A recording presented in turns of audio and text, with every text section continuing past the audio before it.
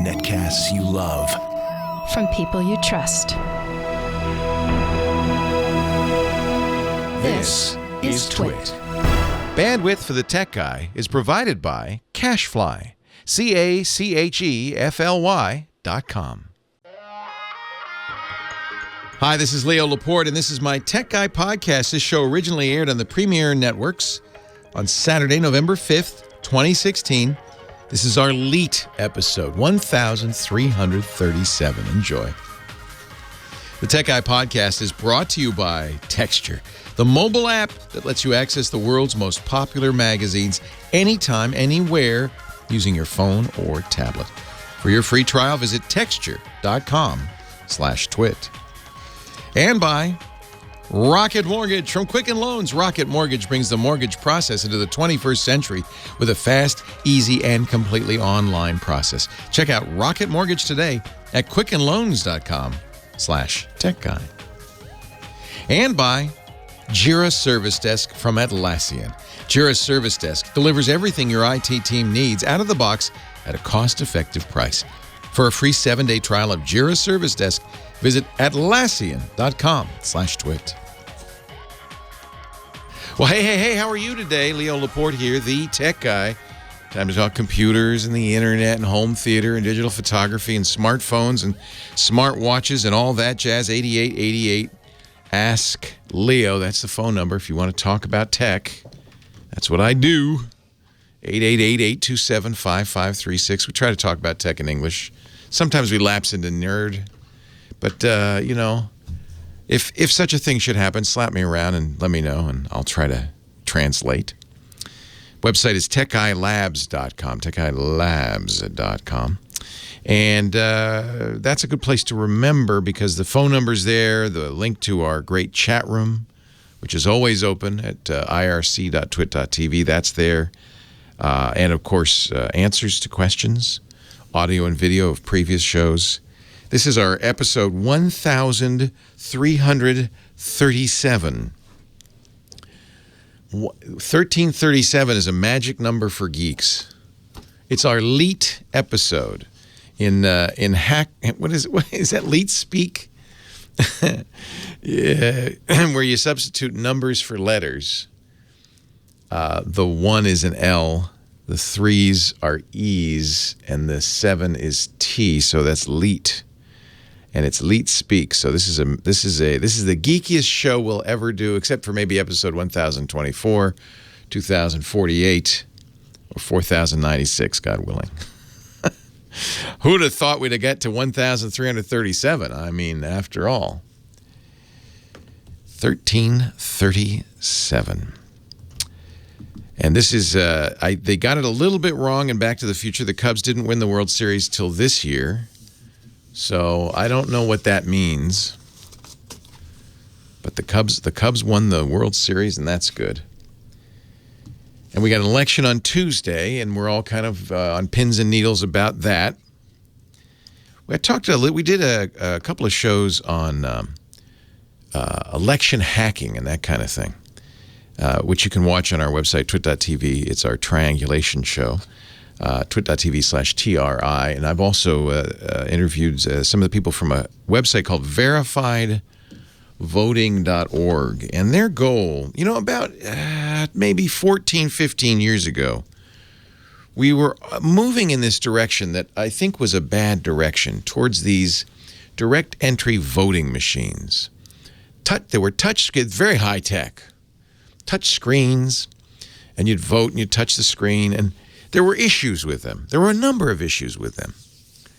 And, sometimes I think people think, oh, you're the tech guy. You should be, everything tech should be, you want to make the world high tech. Well, sometimes no.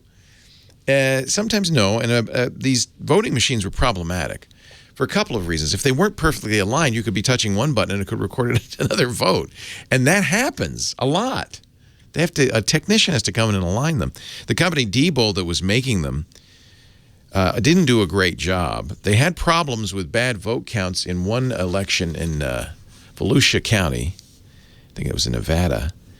And they blamed, get this, the McAfee antivirus on the voting machine. I don't know about you, but if a voting machine needs an antivirus, that's a problem.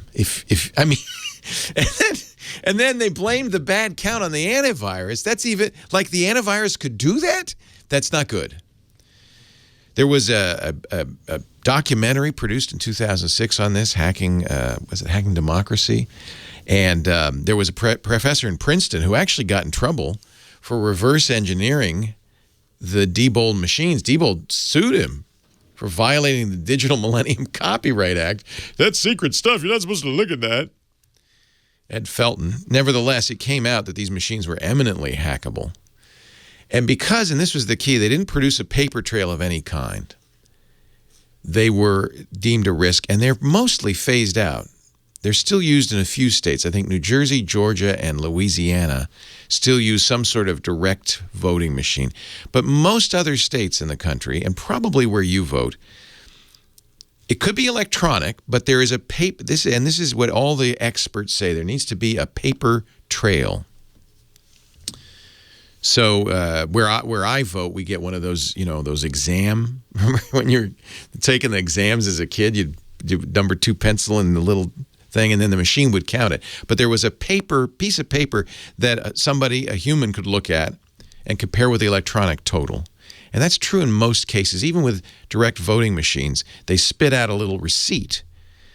And the key here is that you look at the paper and you look at what your vote is and you see if they match.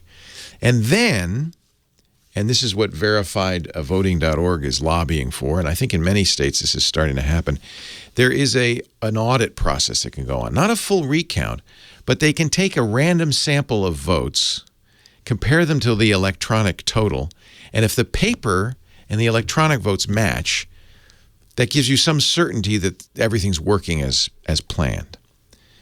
So between all of this, actually, elections have gotten much better in this country. They're much more reliable because they're a little lower tech. Now, you may have seen there's a little brouhaha going on because people are going, and it's already started, to the polls, and they're taking Snapchats and Instagrams, and they're tweeting their vote. Hey, look, I voted. I voted for Hillary. I voted for Donald. They're tweeting that as a way, of fun advocacy. Some states, that's illegal. In fact, many states are not allowed to bring your cell phone into the voting booth. And here's why. The issue is that if you were going to buy somebody's vote, here's $10 to vote the way I want you to vote, you would want some proof that that happened. So a picture of the ballot in the voting booth would be exactly what you'd want. So that's why that's considered illegal in some states. Simple. I think a lot of people are going to do it anyway. I doubt there'll be any prosecutions. When I talk to the experts, they're not so much worried about massive voter fraud because it would have to be massive to really throw an election, a national election anyway. More they're worried about, and this they say is a legitimate worry because we've seen it happening, the data of the voter databases being hacked. And we've seen attempts by, we think, government actors to hack the voter databases. What would you do? Well, a couple of things you could do. You could say, take all the Republican votes and put those voters in a different district. So when they voted, they wouldn't be on the list when they showed up at the poll, or maybe their vote they'd get a provisional vote, which would later be disallowed. So that's a larger fear, is that somebody, and maybe another country that wants to influence our elections, or a candidate that doesn't want to lose, might do that, might mess with the voter databases. And actually, I think it's at last count, 40 states have asked the Department of Homeland Security to come in and help them secure the voter databases, to make sure that their computers are secure, that they're locked down, they're not hackable. And that's the biggest concern among computer experts, technology experts, and voting experts at this point. There is a system. See, there's certain things a vote needs to be. Of course, it needs to be accurate. And all parties involved, the voter and the candidates, need to have confidence that the vote is properly recorded. So at the end of the day, everybody can say, well, it was fair. That's really important. You also have, those are the three things. The kind of a secondary thing is you want it to be fairly quick. You don't want this to drag on for months, right? You'd like to get those results fairly quickly. That's one of the reasons people have looked at electronic voting. What everybody agrees is that online voting, and that might seem convenient, right? The idea. We do have some online voting for people overseas, military and so forth. But online voting is not what any computer expert, technology expert, or voting expert believes should be happening, because it's, as we know, it's a mess online. It's eminently hackable.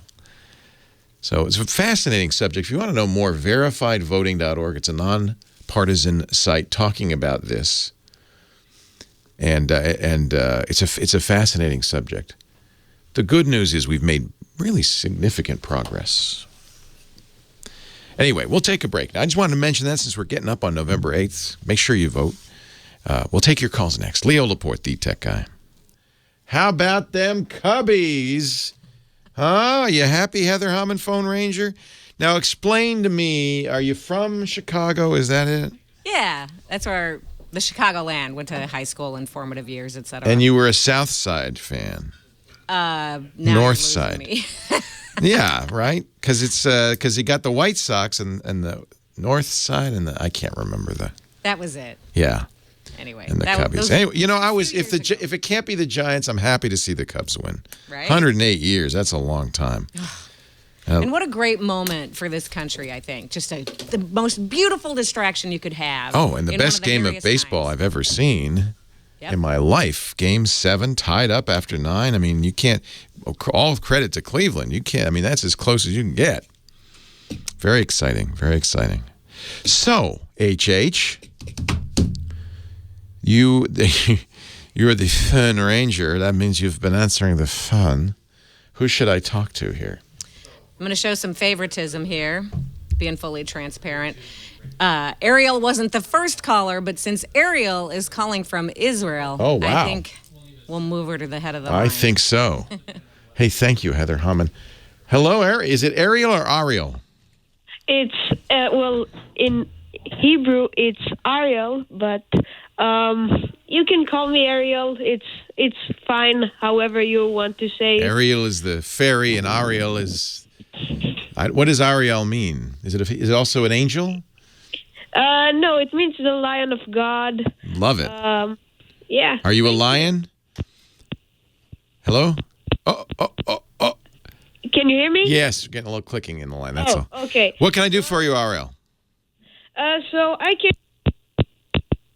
you know what? Your friends are calling you to say, hey, Ariel, you're on the radio right now. And that's your call waiting. Actually, no. No? No. Oh, okay. No. I don't think most friends even know about you or this podcast. I guess not, since we're in the States. But you got to tell everybody in Israel. I was just on the most popular Israeli podcast. They tell me, doing an interview, so maybe a few people know. Anyway, I'm sorry. What can I do for you, Ariel? Okay. So I came here to talk to you about some Linux distributions. Well, okay. Now I am running Windows. Yep. I use my computer for school. I got a permission. I write in my laptop instead of a notebook with a pencil. So my friends are not techie, but they are jealous because I can write with a computer. I can just type. But my battery life on my laptop is pretty bad, and I had some performance issues. So I thought that it would be good if I would switch to Linux, and it would save battery life. Yeah. And so let me talk about a few things, because when you say pencil, you mean you type though on the keyboard. You're not doing touch with a pencil, are you? No, I just type. Okay, good. Yeah, because Windows and, for instance, programs like OneNote are designed to do that, but it's a different matter for Linux. In general, Linux and touch, you can use touch on Linux, but it's really a mouse-based operating system, so that's fine. My computer doesn't have a touch screen. Even better. Battery life is another issue. Often, PCs designed for Windows get the best battery life on Windows. There are things you can use on Linux to improve battery life. In particular, there's a program called TPL that is designed to improve battery life. And I find with a little effort, I can get most of my Linux laptops to have battery life that's as good or almost as good as the Windows version. So don't do it to get better battery life, because really what you'll be hoping to get is, it's TLP, not TPL, the Advanced Linux Power Management Tool. And it doesn't usually come with Linux, but it's something you can easily install on Arch, Using Debian. apt-get? Yeah, you can apt-get. In fact, apt-get TLP should install it for you. That's the installer in Ubuntu. okay. You're using Ubuntu or Debian. Well, I already I have two computers. Yeah? One that is my daily driver is running Windows 10. Yep. And the second one is pretty old. So I started Linux with Ubuntu, and then I switched to Linux Mint. I really like Linux Mint. Yeah, it's basically Ubuntu with a nice fresh coat of cinnamon paint on top. Yes, Yeah. and I quite like it. Good. It's very Windows-like. So, know. you can install on Cinnamon using apt-get. You can install TLP. That'll give you better power management. I know. Yeah. So, but the thing is, I learned my stuff about Linux, but I'm not that good in it. Oh, you'll get better. That's the way to get better, right? Yes. You know, it's interesting. A lot of it's not just Windows users. I kind of started using Linux after being annoyed at Windows annoying me all the time about going to Windows 10. I said, that's enough of that. But even Mac users now, because Apple's come out with new laptops that are expensive and not particularly exciting for some power users. The problem with Linux is you can't run very easily anyway Macintosh or Windows designed programs. You really have to run those Linux programs. In many cases, there are Linux programs as good, but not every case. Yes. There are a few programs that you might miss. Yeah, I know. I sometimes I did some video editing and I miss my software, but I know that there are alternatives. I really think that a lot of people, including students like you, should be looking at Linux. It's a very good option, and it's free, and it's powerful, and there's lots of choice there.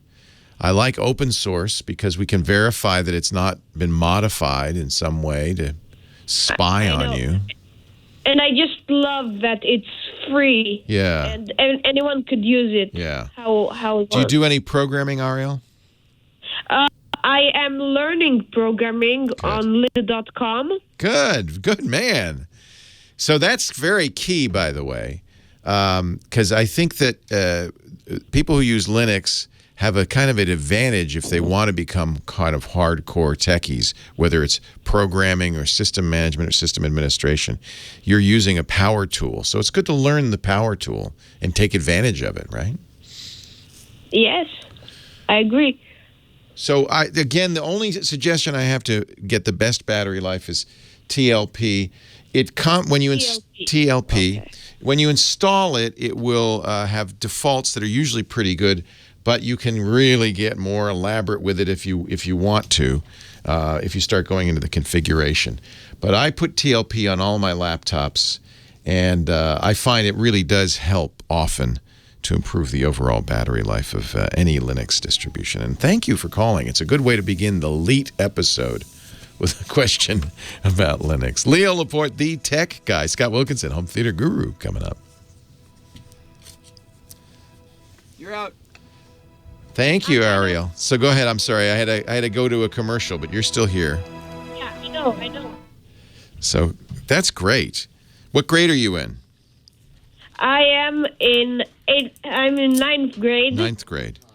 And do you speak English in school or Hebrew in school?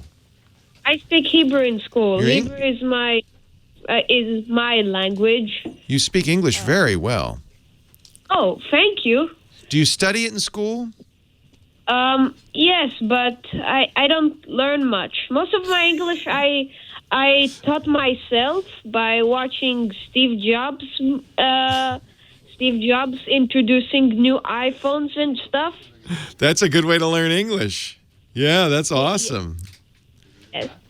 That's awesome. I'm very impressed, Ariel. Your parents must be impressed too. Yes, they are. Yeah. Where in Israel do you live? I live in Haifa. Ah, nice. Is that on the ocean or is that inland? Well, it's by the sea. It's by the sea. It's both on the sea level, and it does have mountains. Perfect. So, Sounds like California. yes, yes. Well, I've never been. Go ahead. I was there for a year. In California? Yes.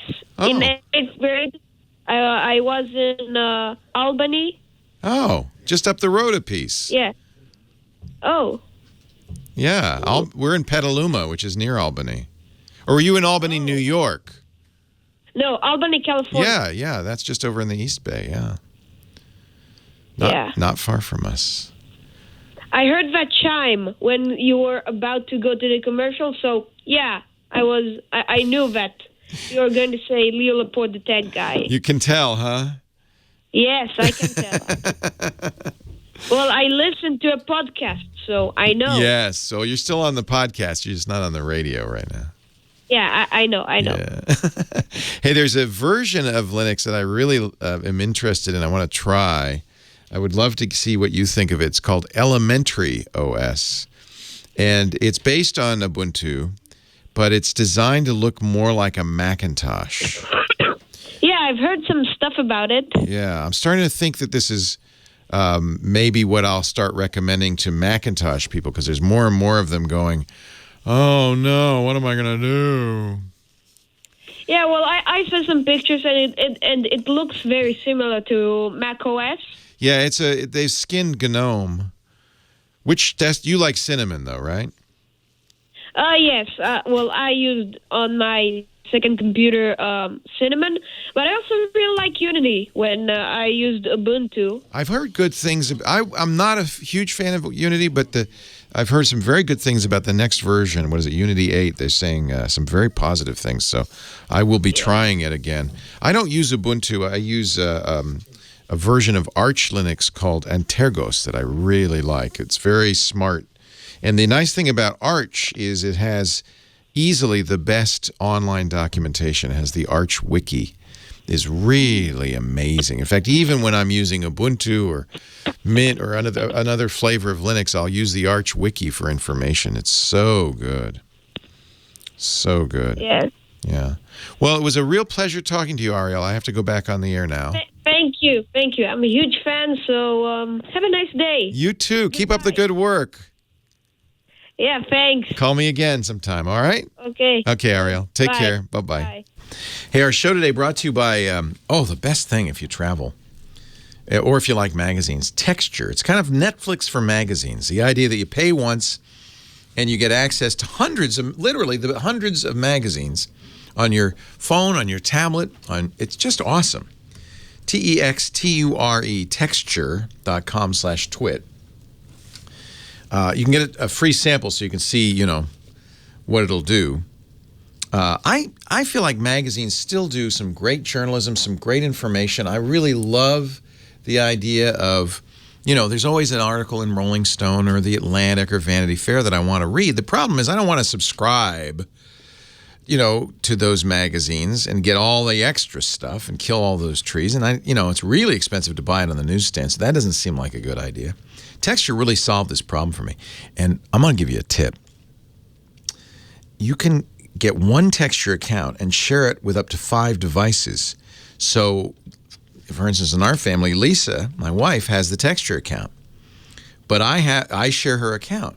So it's really economical, and she has the magazines she reads. I have the magazines I read. We both, she likes Sports Illustrated. I like Esquire. She likes, I like the cooking magazines. She likes People and Entertainment Weekly. And so this way we have access to all of them.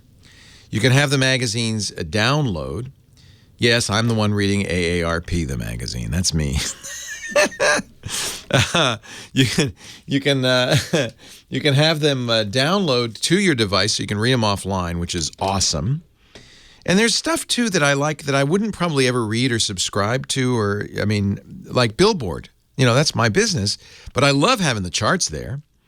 That if you like National Geographic or the photography magazines, they look so much better on a screen than they do in a magazine. They don't have to be, the resolution of the image is much higher. Car and Driver, if you want to practice your French, Chatelaine in French. And by the way, it's every page in the newsstand edition, plus they have back editions as well.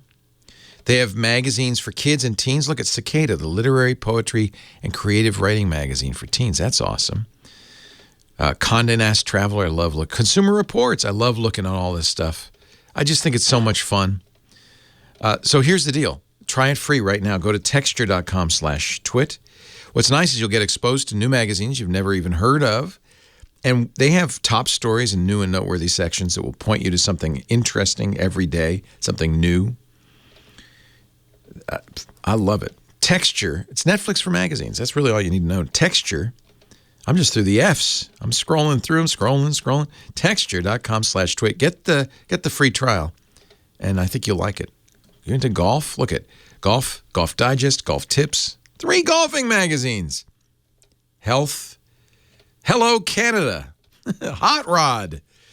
I love it. Interview magazine. There's always at least one good article in so many of these magazines. Macworld. Anyway, try it. Texture.com/twit. Field and Stream, you bet. Money. National Geo, National Review, Newsweek. It's all there. Hello, Scott Wilkinson. Hello, Leo. So, I think, because I can't remember what your settings were, but I think when I went back into custom, it was definitely unusual.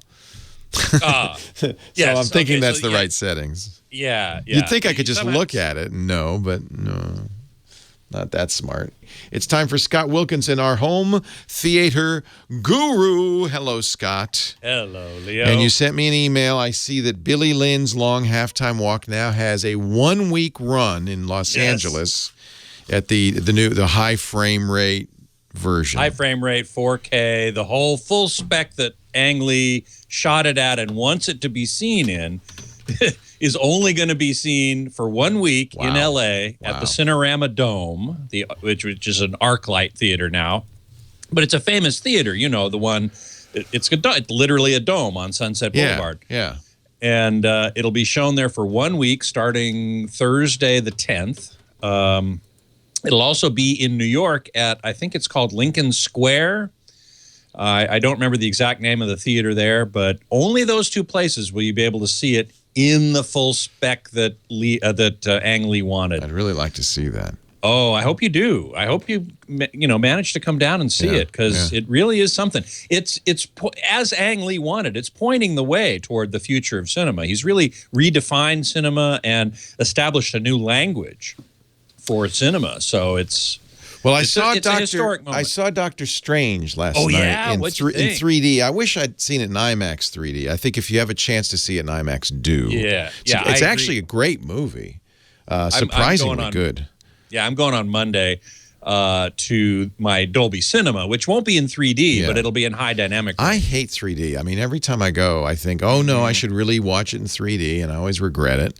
I hate wearing those cheesy glasses. It's darker than normal because of, cuts the light in half. Cuts the light in more than half. Yeah, exactly. And, if you come down to see Billy Lynn, that will also be in 3D, but it will be in much brighter than you're used to. That's another thing that Ang Lee was very careful about, was that, when these projectors, and they've got special projectors in the theater for this run, and they are for 1 week. Bright.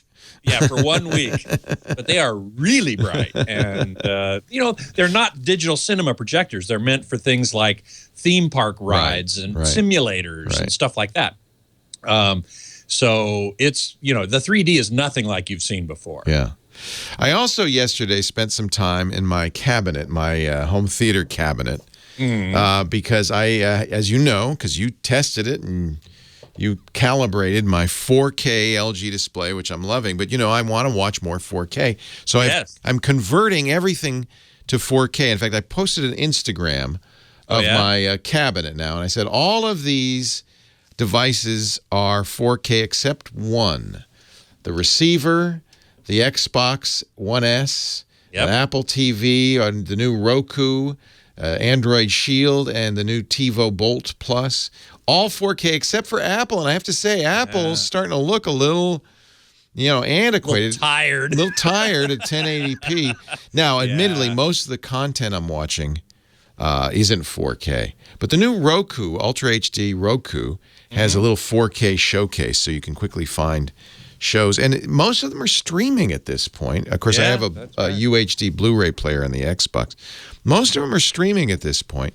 And I watched a couple of things on Netflix, shows I probably would never watch because they're bad.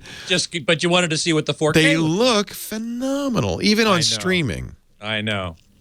It's amazing. Yeah. And the amazing thing, I just wrote a piece about how up till now I had thought if you don't have a large enough screen, then 4K is useless. But at the SMPTE conference last week, I heard a talk that said, no, it's not useless because there are things in the picture called jaggies. If you have a diagonal line that's close to vertical or close to horizontal but not quite, it can look kind of stair-steppy. With 4K, that becomes much less of an issue. And you can see that from across the room. You don't have to be able to see every pixel. Yeah. So I'm coming around. I changed my mind on this. I think 4K is important even at smaller screen sizes. I've been a 4K promoter since I first saw one at CES. Almost a decade ago. I mean, it's been a long time. Remember, they used to bring those 4K displays in from. Ooh, and it was a technology demonstration. Video from NHK in Japan, and I remember looking at them, and they usually would be very detailed outdoor scenes, and it's just like looking through a picture window at something out the window. And thinking, forget 3D, forget any of these other things. If I could just get 4K, it really is vivid, and it really looks great. Yeah. Not only is it more detailed, but and you don't have these jaggies and other artifacts, but it also has a wider, or if it's HDR anyway, it has a wider color gamut, and so the colors are more vivid. I do want to emphasize that, though. If you're buying a 4K set, get a UHD, right? That's the standard now, UHD. Well, UHD is it's ultra high definition. It's another name for 4K.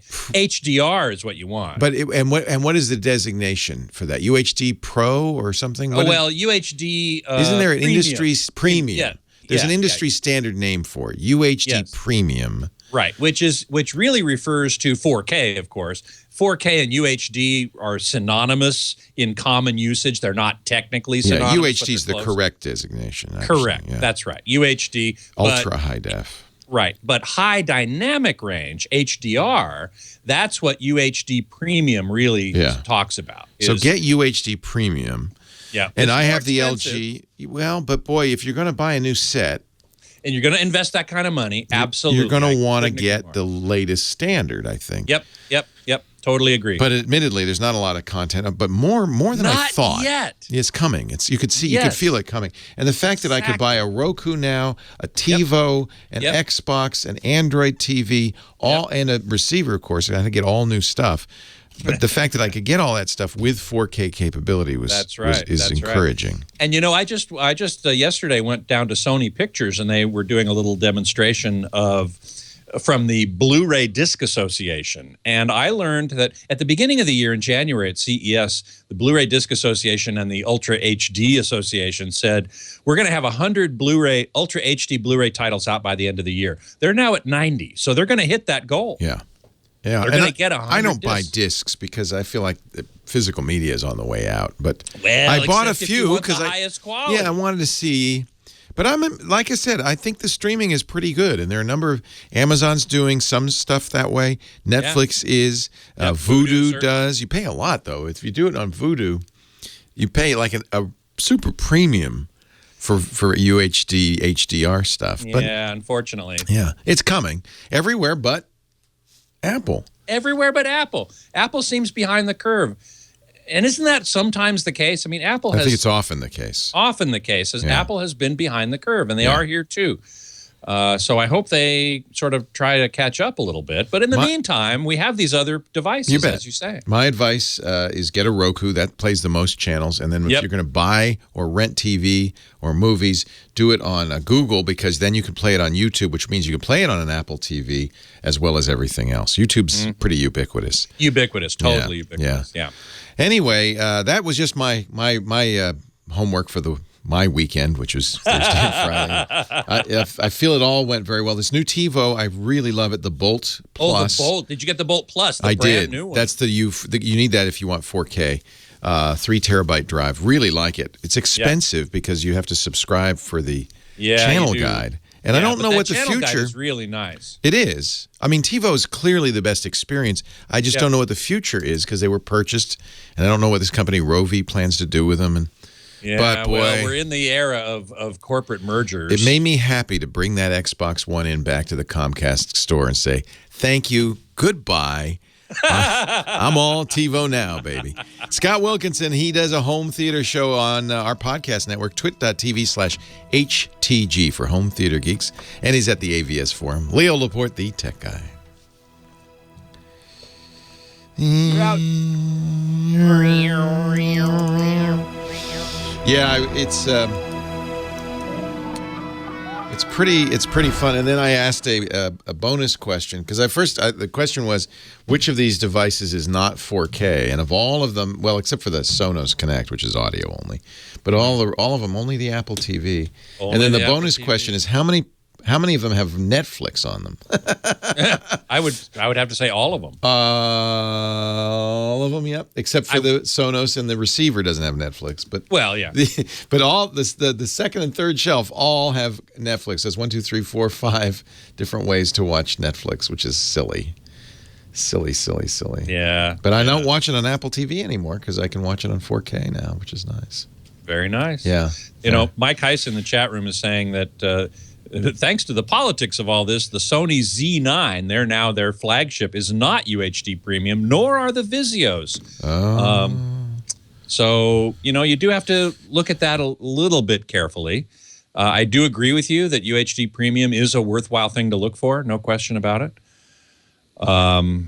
I didn't realize the Sony wasn't. I guess there are some politics. Yeah, how about so Battlecam saying you want, if you look for UHD 10 plus Dolby Vision, that's sufficient? Is that this? But that's not the same thing, is it? Well, he's talking about HDR 10. HDR 10, okay. Yeah, there are two forms of high dynamic range, or HDR. One is called HDR 10, and the other is called Dolby Vision. There's a third one kind of making its way into things called HLG, but that's some way off, and it more relates to broadcasting. But in terms of HDR 10 and Dolby Vision, HDR 10 is an open standard. Anyone can do it. It's free to implement. And as opposed to UHD Premium. Well, UHD Premium is different. UHD Premium says the TV should have at least this much peak light output and this kind of black level. And as long as it satisfies those conditions, whether or not it implements HDR 10 or Dolby Vision, it's HDR Premium or UHD Premium. But does have to do some sort of HDR, right? It does. It has to do HDR. Does my TV? Yes, now I don't know if I want to ask this question. Oh, good. No, yours does both.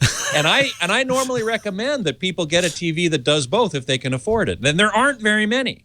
The LG OLEDs are among the few that do. The Vizio P series and M series is another one, another set of TVs that does both. But not very many do. Most of them only implement HDR 10 because it's free. Mm-hmm. And that's what is mandated on Ultra HD Blu-ray discs. HDR 10, if you're going to do HDR 10 has to be there. Dolby Vision is an option. Okay. And it's also what's used mostly in streaming, HDR 10. Voodoo does Dolby Vision, and there might be one or two others, but they're almost all HDR 10. This stuff is so complicated. It's so complicated. I know. I don't know why they do this to us. I guess because they can't agree on a standard, so they isn't that the way of it? They want to do their own stupid standard. Well, at least Dolby wants to do its own standard, and there are arguments, valid arguments, for saying that Dolby Vision is better. Yeah, but it's also expensive. You have to pay Dolby to license it, and it requires special hardware. you got to have a chip in there that does it. Yeah. Can you stick around for the top? Sure, happy to. All right. And you're not going to be here next week. Correct. Okay. And I will let you know about the. I guess I should let you know quickly because those tickets will sell out. I think I'm probably not going to come down for that, but okay. It's only 1 week. It's a tough week for me. So if it's a tough week, then I understand. Yeah. You might want to then consider taking the drive down to Fremont to go to the Dolby Cinema there. At least see it. You'll see it in 2K, not 4K, but it'll be 120 frames per second. At least as far as I know. I'm still waiting on final confirmation from AMC. All right. I'll Hang be here. in there. Thank you. You bet. Leo Laporte, the Tech Guy, 8888 Ask Leo, the phone number. I'm going through all the different standards for TVs. It's crazy. That's why I'm always looking to say, well, just remember this, UHD Premium. But then Scott's explaining, well, there's 2 standards for HDR. There's there's HDR 10, and then there's Dolby Vision, and there's different. Why do they do this to us? Remember the old days? You go buy an RCA TV and you'd be done. They'd ask you one question: color or black and white? Okay, black. My dad would not buy a color TV. I remember when I was a kid. That's how old I am. He said the color's not realistic. I'm not buying one of them. Everybody looks pink. It's true. It's true. I wonder if you could buy a black and white TV today. I don't think so. 8888 Ask Leo. Back to the phones we go. And Addie in London. Wow, this is an international show. Hi, Addie. Hey, Leo. Thank you so much for taking my call. This is AddieMan423 from the chat room. Yes, and we've talked before. It's great to talk to you once again. Yeah. Again, thanks for taking my call. So I'll just get straight to the point here. I am on the market for a mechanical keyboard. But I do have some very strict requirements here. I'm going to be using it for both work and gaming, but I have a very strict budget of about £100, which is around $120. So that means I can't go anywhere above that, not even by a pound. So, yeah. I'll tell you what I use, and they do have versions under £100. I really like, first of all, we should explain what you want. Most keyboards nowadays, including the Apple keyboards, the laptop keyboards, are mushy. They have so the way a keyboard works is each key is a switch, right? You depress it, it makes a connection and tells the computer that switch has been pressed. The clicky or not clicky we're talking about is merely the kind of switch that it uses. And modern keyboards use plastic dome switches. They're kind of soft. So they go... They don't make... And most people want that. In fact, that's what I use because otherwise you'd hear me clickety-clacking. But the old IBM PCs, the early days of PCs, they used mechanical switches that were called buckling spring switches. They were hard metal switches, and they'd go click. And they'd have a long travel. And a lot of people prefer those, partly for nostalgia, but also because it's better, in some say, for ergonomics. You're less likely to have RSI. And gamers who are tapping, click, click, click, click, click, really like that feeling that I hit the switch, I hit the button. And I think it's true that I'm more accurate with mechanical switch keys if you get used to them. There's a company that has become quite famous for making these switches. You know, the original IBM keyboards, Cherry. The original IBM keyboards were Northgate, I think, or Omnigate. I can't remember the name. And I think that you could still find them, believe it or not. Aficionados sell them on eBay and things. But modern people are using the Cherry key switches, which I think are quite good. So almost any clicky keyboard you look at these days will have Cherry mechanical switches in them. And then Cherry themselves make different colors. This is how crazy it's gotten, depending on how much physicality you want in the key switch. So, you know, if you can, it's a good idea to try these before you buy. I don't know. Have you chosen? You want cherry red, cherry green? What do you want? No, I mean, I literally decided like yesterday or day before that I wanted a mechanical keyboard because I'm thinking if I'm doing a lot of coding at the moment or I'm doing a lot of gaming, I want something that, that has that speed, but yet still fits within my very strict £100 budget. Yeah, they have red, black, blue, and brown. Right. The most clicky or the most common clickies are the blues. I think the reds are the clickiest. Cherry red is what a lot of they're relatively new, and a lot of it's tied to the actuation force, how hard you have to push it, and then the other side of it is how much travel there is. This is crazy, but if you want to read up on it, keyboardco.com, which sells keyboards, has a introduction to cherry switches so that you can see which one you want to get. Anyway, to answer your question, the keyboard I ended up getting is from a company called Das Keyboard, DAS keyboard.com. They have a variety of them, and some of them are less expensive. I see one for $99 US. That's their compact mechanical keyboard. It's on sale right now. Now, does that have the 10 key feature? Because I sometimes do tend to use the keypad. It does not. That's what compact means. It doesn't have a keypad, and that's where you're saving money. One of the things I like about these DOS keyboards is they have USB ports on them. I like to put my mouse in my keyboard. So, I also like having a USB port there, and these have two, so that I can put a card reader or something else in there. Usually they're USB 2, though. They're not very fast, but at least they're there. I would at least go look and see if you can find a sale on a DOS keyboard with, let's see, $138 US for refurbished with the number keypad. They tend to be expensive. Ooh, okay.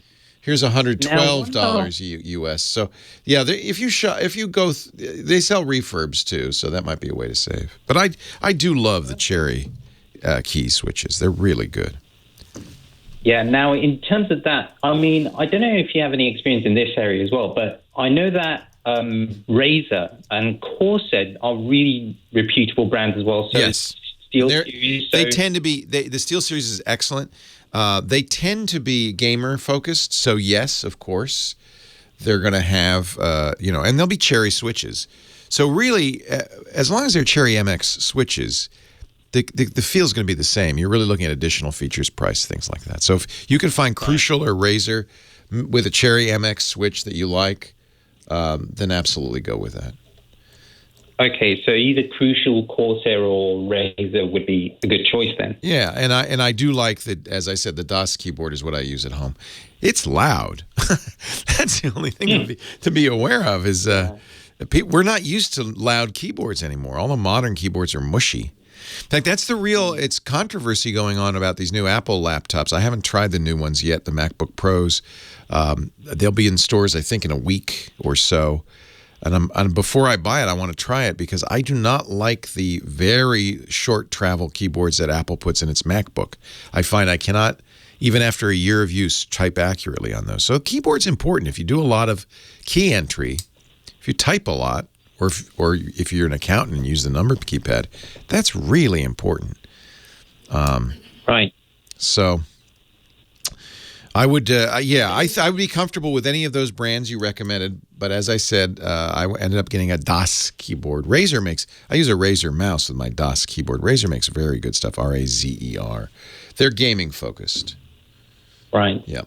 And there is one other thing I've thought of, which is more on the slightly funnier side. I was thinking that if I do go for a keyboard with a cherry switch in it, I feel that the rest of my day will be fruitful.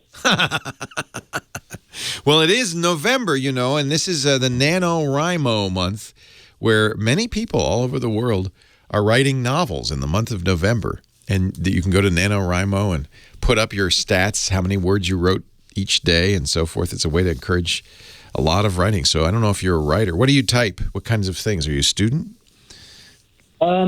Sort of. I'm actually doing Harvard University's CS50, which is a computer science course. Yeah. It's an online course available through Isn't that awesome? What a great, it's great that you're able to take that in London. That's fantastic. Yeah, coders are typers too. A lot of typing if you're writing computer programs.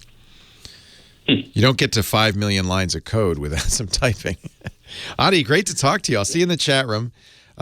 Stoic Squirrel in our chat room likes his Corsair K70 with Cherry MX Brown switches. There's a recommendation. I can't remember. I think I got the reds because I think the reds are the most clicky. I can't remember though. I'll have to look it up. All right. Hey, enjoy your new keyboard. Can you believe we just spent 10 minutes talking about keyboards and key switches? But if you think about it, we spend so much time talking about processors and memory and storage. But how do you interface with a computer? Screen and keyboard. The screen and keyboard is probably the most important thing on a computer anyway. 8888 Ask Leo, that's the phone number. The website, techguylabs.com. Call in with your comments, your recommendations. What's your favorite keyboard? Remember the old IBM Northgates? Click, click, click, click, click. 8888 Ask Leo. Leo Laporte, the tech guy. You're out. Brown is in the middle. Which is the clickiest? Is it red? Our show today, brought to you by Quicken Loans. Quicken Loans wants to speak to you, the geek. Yes, you're... Come on, you know it. You're a geek. Because you listen to this show, you're a geek. Because you listen to this podcast, you're a geek. And they want to reach you because they've created a product for you and me. We're people who don't want to go into a loan office to get a home mortgage. We want something easy, fast, completely online. And that's why Quicken Loans created Rocket Mortgage. It's for you and me. It's quickenloans.com/techguy. The name of the product is Rocket Mortgage. And the idea is you could do the whole thing completely online. You don't have to, you submit pay stubs and bank statements with a push of a button. You don't even have to get up from the couch. You can do it on your phone or on your tablet. quickenloans.com/techguy. Check it out today. If you're ready to refi or buy a new home, this is such a great solution. And it's completely, and by the way, because you're interfacing with their system by going to quickenloans.com/techguy, they can get you the approval in minutes, and it's a custom solution that's just right for you.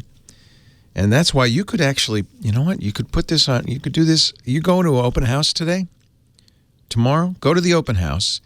Hey, I want this house. You just go to quickenloans.com/techguy, and within minutes, you can show the realtor, hey, I just got approved for a loan. Can I have this house? I love it. quickenloans.com/techguy. No more stacks of old paper, no more visits to the mortgage office. In fact, when it comes time to sign the loan, they send a notary to you with all the paperwork. So you don't even have to get out of the house. Equal housing lender license in all 50 states. NMLS consumeraccess.org, number 3030. I found that out. We were talking to Brad Sams, and he just got a loan from Rocket Mortgage. He said it was awesome. Didn't even have to leave the house. quickenloans.com/techguy to refi, to buy Rocket Mortgage. And we thank Rocket Mortgage by Quicken Loans for their support for our podcast. All right, Scotty Wilkinson. It's here, introducing Epson. Let's turn off Leo. I'm bored with him anyway. And get your shot all set up here. Well, I have to go home with him every day, so. There you go. There you go. All right, thank you. And my number. Oh, that's so handy. Yeah. Very good. Yeah, thank you. Enjoy. Have a good break there. So, hey, everybody. Happy to be here with you. Been talking about a variety of things here. I want to make sure everybody understands that Ultra HD Premium is a certification by the Ultra HD Alliance. And in order to get that certification, a manufacturer needs to submit its TV to the Alliance for independent testing. They hire a testing facility to test these TVs to make sure that they meet certain specifications for peak brightness, for black level, and several other characteristics. And they have to be 4K, of course. And so they, if a TV is certified, then that UHD premium certified, that means the manufacturer submitted it, UHD Alliance tested it, found it to comply with its specifications for that certification, and it got certified. If a manufacturer does not submit its TV to the UHD Alliance for certification, then it's not going to be UHD premium. But that doesn't mean that the TV will not necessarily won't have those performance specs. It may very well. But the TV manufacturer just said, we don't want to deal with that. We don't need that. We don't think it's important or whatever. And they're just going to say, okay, we're just going to put our TV out. So with that certification, you know that it meets certain performance specs. Without it, you don't know. It might, but it might not. There's no way to tell unless you actually measure it and do the testing yourself to see if it does. And that requires some pretty expensive equipment and so on and so forth. So it's not necessarily easy to do. Presumably, if you read reviews, then they will tell you if it reaches this peak brightness, if it gets to this black level, and so on. And if it does, then it doesn't really need certification. The only thing certification really does is it, as Leo has said, it gives consumers the assurance that it meets those specifications. And that's really what it does. And so I wanted to make sure everybody did understand that. Hey, Loquacious, good to see you as always in the chat room. I was reading a few things in the chat room there. Are you a painter? Are you an artist? I would love to see your work sometime. Beatmaster, yes, it's kind of like THX certification in a sense. Again, THX certification, which actually applies to TVs and to audio, to video and to audio, means that it has passed THX's tests. And THX tests are very comprehensive. In the audio realm, on the video realm, there's like 400 tests that they perform on the TV. In the audio realm, I don't remember what it is, but it's similar to that. Tinker Toy Tech, how you doing? Let's see here. Oh yeah, Battlecam is talking about the Sony streaming service, which is called Ultra, I believe. And you can only get Sony movies there. And that's I should have asked the Sony folks yesterday. I was down at Sony Pictures talking about Ultra HD Blu-ray and the difference between that and streaming. And there is a difference. It's certainly in terms of quality. The streaming will give you there's different ways to think about, but basically I'm trying to think about bandwidth. How much bit rate do you have coming into your house and available for streaming? And for Ultra HD high dynamic range, you need something on the order of 25 megabits coming in.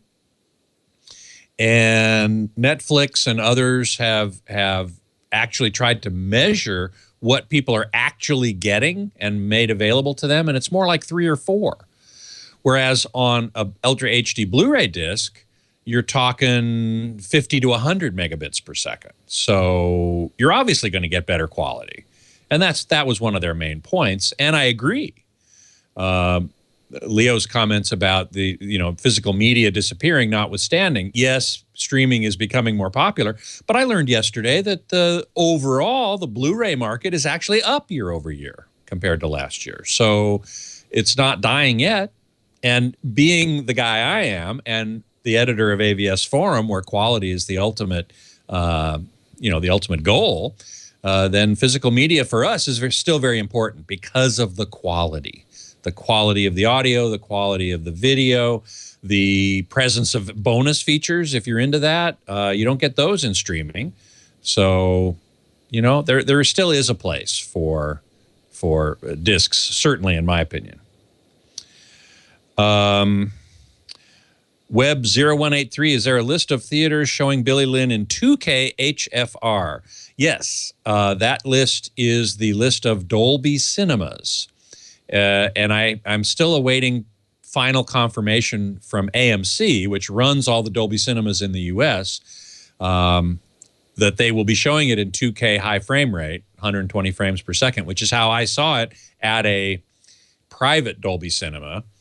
And I'm presuming that they are going to show it that way in the public Dolby Cinemas. And that list is on avsforum.com. Just have to go there and go under features, and then under that, commercial cinema, and you will find an article called List of Dolby Vision or Dolby Cinema Theaters, something like that. And there will be the list of all the theaters in all the states and around the world, too. There are some in Europe as well. And so that's where to see Billy Lynn if you're not in LA next week or New York. Matt Genius says they stopped selling Blu-ray players in one UK store. That's kind of interesting. But are they selling Ultra HD Blu-ray players? I mean, Blu-ray players have gone down into certainly they're in the commodity area now. You can get them for $50 easy. Whereas Ultra HD Blu-ray players are in the $300 to $700 range. But, the first Blu-ray players, when they came out 10 years ago, that was $1,000. So already Ultra HD Blu-ray is being introduced to the market at much lower than Blu-ray was 10 years ago. Let's see. Oh, Jeppo is asking about the Lamal, actually Echo 85-inch TV. I haven't heard anything about it yet, but it looks pretty exciting. 85-inch, full array backlit, Ultra HD. Nice. Nice. HDR for $5,000. Yeah. $4,000 if you buy it, within a certain time frame. All right, Scotty. Hey, have a great one. Thanks, you take too. 2 weeks. We'll see you in 2 weeks. See you in 2 weeks. Thanks so much. All righty. Bye-bye. I must have knocked this camera. I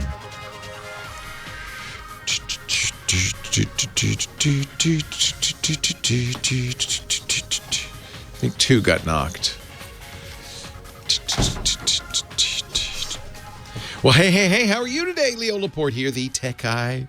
Time to talk computers and the internet and home theater and digital photography and smartphones and smartwatches, virtual reality, Ultra HD TVs, self-driving vehicles, and all that jazz. 8888 Ask Leo. 888-827-5536. That's toll-free from anywhere in the U.S. or Canada, although our callers have been from England and Israel so far. We'll get some more American callers, I'm sure. 8888 Ask Leo. I love them from all over.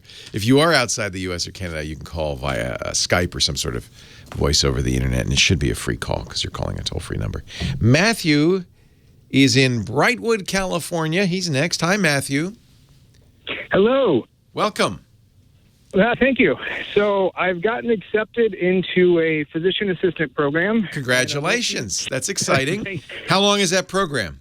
It's 2.5 years. Great. It's not a nurse. It's a physician's assistant. What does that mean? Yeah, physician assistant. You're a mid-level practitioner where you're seeing patients, writing prescriptions. You still have physician oversight, so there's a doctor somewhere either in your clinic or available by phone.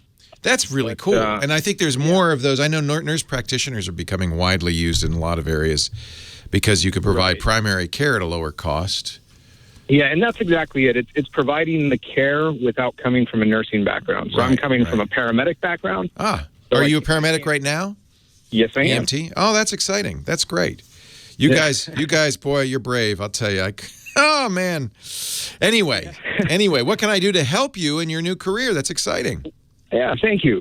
So I'm looking to upgrade computers. I'm currently using a MacBook Pro that's about 4 years old. Okay. And I'm looking at switching to Windows-based, and the programs told us that we should try and get away from writing paper notes. So it's going to be digital note-taking, and I really like the idea of writing on screen. Yeah. And I'm looking at the Surface Book. Excellent. Love the Surface Book. And it's really just kind of an opinion of, is that going to be sufficient for my needs? I mean, I'll just give you some choices so you can look at some others. I think the Surface is fantastic. That's Microsoft's Windows 10 machine. It's a little strange because it's a tablet, basically, with an attachable keyboard. I don't feel like it's quite a laptop. in that sense.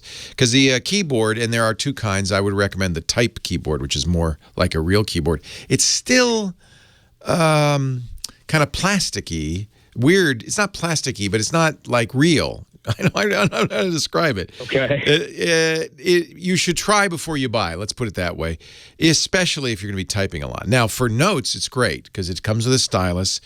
You can use OneNote or other programs. OneNote is probably the one you'd use. That's Microsoft's Office note-taking program. The nice thing about the Surface, it's tightly integrated to OneNote. You click the eraser on the pen and it launches OneNote. And it's really made for note-taking like that. But there are other, what we call that is a two-in-one, a tablet/laptop, and there are many of these. If you want one with a more physical keyboard, you might look at Lenovo's Yoga family. Okay. The Yogas are two-in-ones as well. You can in some you can detach the screen, kind of like the Surface Book from Microsoft. On others, you just flip the screen all the way around. And so it turns into a tablet because the screen's now on the top, right, and the keyboard's underneath. It just depends on how you like it. And frankly, by the way, they have this new weird Yoga book that has a glass screen keyboard, which is they call it the Halo keyboard. It's an interesting product. They have a keyboard as well. I would just look at it just to see if you like it. But I think really the class act, it's also less expensive. Microsoft charges a premium for the Surface. But you bought Macs, so you're used to that. It's very similar. They're the class act in two-in-ones, and it comes from Microsoft, et cetera, but they're not cheap. You'll be getting a Surface Pro 4 because the 3s, I think, are gone now. They've sold those out. So they stopped making them a while ago.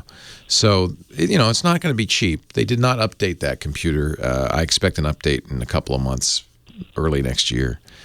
Nevertheless, still a very nice Windows 10 laptop. And if you're taking notes on a screen with a pen, is that what you expect to do?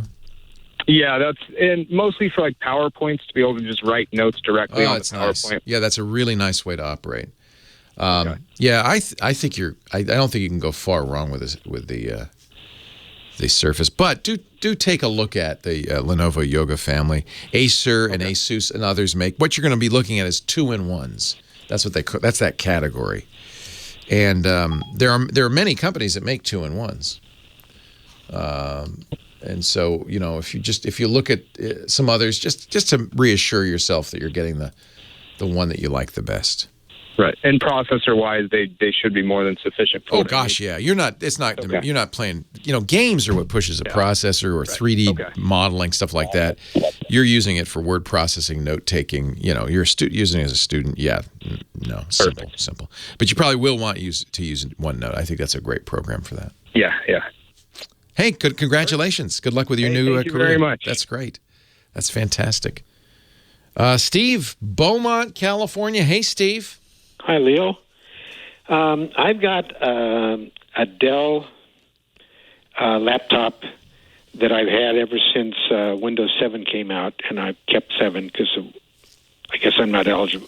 Whatever, never mind. Nothing wrong with it. 7's great. Good version. I've switched to Mac, but I keep this one around because I use it to program my Crestron system at home. Right, and you need it. Yep.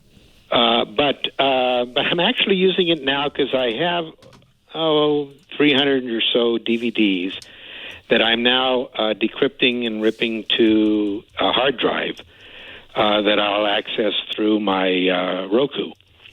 And so I've got an external Blu-ray disc that's plugged in, and I've got a hard drive that's plugged in.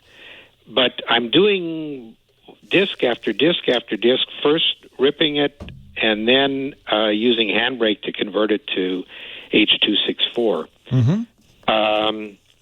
So am I wearing out this computer? And that's a great question, but I have to take a break. Hang on. I love it. Yes, in a way. Yes and no. But we'll give you the answer when we come back. Leo Laporte, the tech guy. That's such a good question. You're out. Thank you. Huh? Sure, you can wear out a keyboard, yeah. Anything that moves, the answer is anything that moves can be worn out. Leo Laporte, the tech guy, 8888. Ask Leo. Steve asks a great question in Beaumont, California. Can you wear a computer out? And the short answer is, of course, anything that's got moving pieces can wear out. Keyboard, hard drive, Blu-ray drive, the disk burner that you're using. Chips can wear out too. In fact, motherboards, chips, video cards, they wear out, but they wear out because of environmental conditions. So thermal problems, heating and cooling sometimes can cause problems. And torquing. So laptops often wear out faster than desktops because they're being carried around and sometimes get twisted. And so we've seen laptops fail because the motherboard, the logic board inside the laptop, it gets twisted a little bit, and that can cause connections to fail. What you're doing, which is ripping disk after disk after disk, is probably not going to wear it out. I mean, it'll wear out faster, but you probably could do that thousands of times without wearing it out. Blu-ray drives the problems tend to happen with misalignment of the laser that's burning, and that comes from knocking them or mishandling of them. If they're treated gently, that's not going to happen. And from dirt and dust.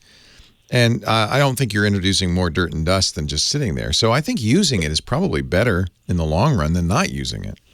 All right. Well, it's an external drive, so it's not the internal drive on the laptop. I think you should be able to do that again and again. Eventually you'll wear, what's unfortunate, a lot of these new a lot of disc burners and stuff are made with plastic gears. If you opened it up and you'd see the mechanisms in there, they're often plastic, which is, of course, a terrible choice and is going to wear faster than metal.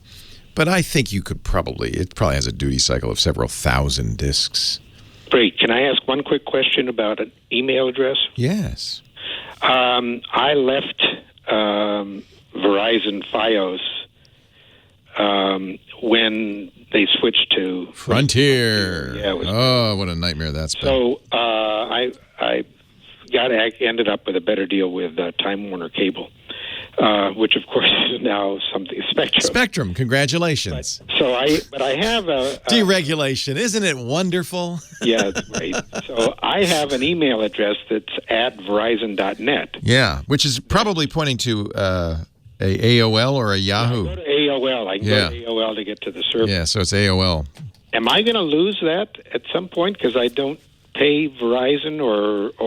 Yeah, I don't know what Frontier. Does anybody know what Frontier uses as a mail provider? So internet service providers in the good old days, I remember, would run their own servers, right? But then Verizon and a few others decided, why are we running our own servers? Let's just use Yahoo Mail, or that's what AT&T uses, or let's use AOL Mail. That's Verizon bought them, so. And I think in the long run, they're probably going to give you a transition period, but I suspect Frontier will do something else. Maybe not. Maybe they'll do a deal with AOL. We don't know. Well, I don't have Frontier either. I mean Spectrum. I'm sorry. Yeah, okay. Because Time Warner did run its own email, I think, with Roadrunner. I seem to remember. Roadrunner had its own. I can't remember. It's so crazy. Spectrum hasn't said anything to this point that they want to move you? Nobody has told me anything about anything. Of course not. I just, Surprise. So here's what you could do prophylactically, kind of ahead of time, proactively, first thing I would do, the real pain in moving email servers comes from telling all your friends, yes, email me at a new address. Yes. And my recommendation on that is to get your own address. That way it doesn't matter who you use. If you get your own domain name and address, and it's not expensive, it's under $10 a month, you can then forward it to a provider. And if you decide I'm going to change providers, you just change the forwarding. Nobody's the wiser. So if you went to a registrar, Google does this. We have a sponsor, Hover, that does it. Mm-hmm. And you got, BeaumontSteve.com. And you told everybody, and you're going to do this once, just one pain point. But here's why you want to do this now. Please email me at my new address, Steve@BeaumontSteve.com. And then from then on, you can have it forward to Gmail. I like Gmail. Now, if you want to do this now, one thing you could do is get a Gmail account. You have one. You have it in control. I just don't use it. Right. But what you can do is set the Gmail account up to fetch your mail from your current provider, AOL, on a schedule. Gmail will do that. AOL might also do forwarding, but I trust See, this happened with Yahoo. Yahoo briefly turned off email forwarding, and everybody thought, well, it's just they want to trap everybody in Yahoo Mail. You can't get out of it. They said, no, it was a mistake, and they backed out once they were caught. But they can't prevent you from getting your own mail. And so you could tell Gmail, hey, just, every day go get my mail off the Verizon server, the Spectrum server, or the AOL server, whoever it is today, get my mail. And in that way, it'll all show up in that inbox in your Gmail account. You can even do filtering based on, you could have a Verizon folder or a Spectrum folder. I see. Okay. So I would do that since you already have the Gmail account. And then if you want to really avoid this ever again, at some point you're going to want to tell people, here's my new address, so you don't have to perpetually get your email from AOL or whoever they moved to. Then before I did that, I would go out and get a custom domain and have that email forward to your Gmail account. So who's the cheapest on that? It's all about $10 a year. Some give you, it's cheap. Some give you free email forwarding. Some charge you for email forwarding. You don't want to get email service from them. So forwarding merely means somebody sends an email to Steve at beaumontsteve.com, and it just bounces off of hover.com or whoever it is to Gmail. It just goes boing. But they try to get you often to pay for email hosting, which means that you have an email server at Hover or Google Domains or wherever. You don't want to do that. That costs $5-6 a month. Oh, okay. So what you just want is email forwarding, and most people will give you free email forwarding. I think Google Domains is as cheap as you can get right now. And then I'll be able to establish a unique at like steve.com. Yeah. Okay. And in fact, most of these guys, you say, just forward anything that comes to beaumontsteve.com, forward it, and then you can have it be Steve, spam, newsletters, work, whatever at beaumontsteve.com, and then filter it at Gmail based on what that is. Do you recommend a particular forwarding company? I would look at Google Domains, frankly, and see. I think they're very cheap. See what I don't remember. Hover, I think, does forwarding. Hover.com is our sponsor, I should say, and that's who I use for all my domain names. They have the broadest variety of domain names. Because they have all sorts of weird stuff like .biz, .zone, .republican, .democrat. They have all sorts of weird. So, you shop around. Hover's a good one. Google Domains is another one. I don't recommend GoDaddy. Names.com, somebody's mentioning. I used to use Dotster for years. Dotster. Could I use my full name? If nobody else has it, you bet. I use my full name. Leo Laporte, the tech guy. The podcast today brought to you by Atlassian, and in more ways than one. And yeah, they're an advertiser, but also we use their products like crazy. We use Jira when we were designing the website, and the team in Austin, and we did the user stories, and we would do the breakdown, and you'd have the little things, and you'd move it over from column to column, and it was how we kept track of everything, stayed in touch. You could see the burn down rate. We'd do the 2-week sprints. It was amazing. I loved it. And then we found out, there's also HipChat, because we started using that to talk with them. That's a messaging program. By now, we're like a whole Jira house. We still use HipChat all the time to keep track of processes. The sales department uses, the engineering department, the programming department, the booking department. We use HipChat like crazy. It's how we stay in touch here. I didn't know this, but our IT department's been using Atlassian's Confluence as a way to kind of document workflow and what's going on. Well, now they've got a new tool, the Jira Service Desk from Atlassian. This is built on the Jira platform, and it's designed for IT teams and support teams. It starts at $10 a month, and it is a great way to give your customers an easy way to ask for help, or your employees. You can stay on top of service level agreements because you can have dynamic queues and mobile alerts. So if somebody's got a SLA, they can get fast help. Your agents will be more productive from putting out fires to help employees get stuff done. And they love it. And I have to say, every time we talk about Jira Service Desk, the people in the chat room said, I'm using that other guy's stuff. It's terrible. You will love it. If you are using some other service solution, this is the one you want because it's built on Jira. Atlassian really makes good stuff. Our IT department has started using it to track projects and tasks assigned to every project as it moves from, it's those lanes from concept to implementation to the final product. We use it, we customize it, so we got swim lanes and have a Kanban board, right? Real-time visualizations, that's one of the things I loved about Jira was the burn down and all of that. You get all of that. Once a task is completed, the ticket gets slid over to the completed column. I guess it's that direction. That's nice. I love that. And it works with HipChat. You can get notifications from Jira Service Desk into HipChat and vice versa. Easy to set up, very affordable. You won't even need your boss's approval. In fact, your boss will say, wow, I don't know what you're doing, but keep it up. We're getting great service from our IT department. Jira Service Desk. You find out more and try it free at Atlassian.com/twit. Atlassian, Atlassian.com/twit. And they've got a deal. Actually, let me show you the T-shirt that they're doing because the first 100 people will sign up right now just for the free trial. You don't have to buy it. Just sign up for the free trial. We'll get this fabulous Jira Service Desk T-shirt at Atlassian.com/twit. It says it's like the Konami code: up, down, left, right, A, B. Start. It's BA. I see. I never get it right. It's BA. Oh, for your IT team. I love that. See why over 20,000 IT teams are using and loving Jira Service Desk right now. 7-day trial awaits at Atlassian.com/twit. What's up? How's the baby? The baby's doing well. He's feeding upstairs. Good. And I'm getting ready for another trip. Where are you going? Actually, so next Saturday I will be on a cruise ship. I'm not sure if I will have a signal. So we could either do it Sunday or I can email you from the ship on Friday.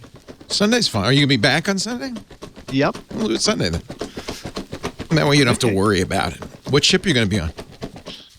That's a secret. So cagey. So we decided to go and booked because, Michael's been in year-round school till now. He's in 8th grade. He'll be, for the first time in his life, getting summer off. So we thought, oh, crap, we better keep him busy. So we're going to do, right after he gets out of school, we're going to take him to the Galapagos. Awesome.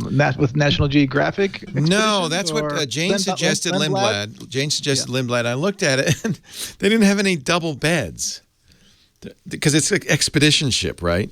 Right. So it's like Lisa said, I'm not going on a boat where I can't sleep in bed with you. So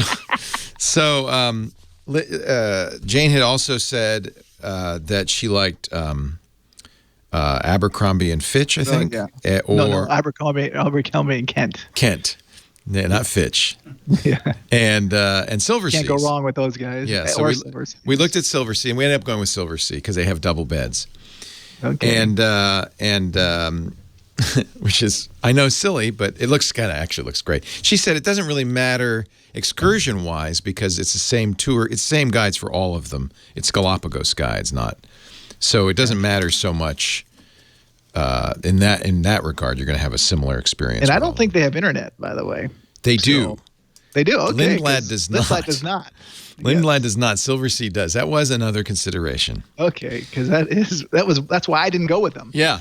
No, this is like Lindblad is like old-fashioned, but that was okay.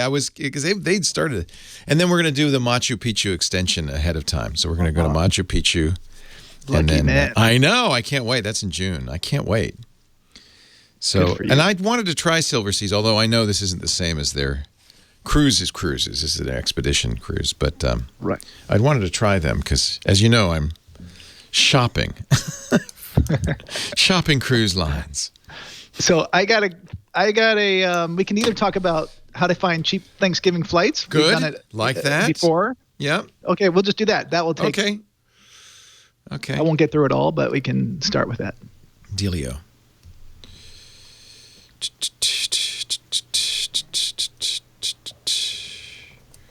So yeah, I can't wait. I've been to Machu Picchu, but I've never been to the Galapagos. Good man. But Lisa and I thought this is an educational trip for Michael. Without a doubt. I thought he would like. And we're going to bring his cousin because. Here we go. Hold on. Johnny Jet, proud papa, is here. Little Jackie Jet is what? 3 weeks old now. How many weeks old is he? How? He's 7 weeks. 7 already. Yes. They grow up so fast. They really do. Congratulations to you and Natalie. I finally found paradise. I used to think it was a tropical island. It really is. Yeah. Last night I had Jack on my chest. That's it. That's the one. Do that while you can, because in a couple of weeks he won't want to do that anymore. It'll be too big. But isn't that nice? That's the tropical paradise. Your baby really sleeping on your chest. It's very nice. It is. So I imagine this year everybody's coming to you for Thanksgiving. Correct. Yeah.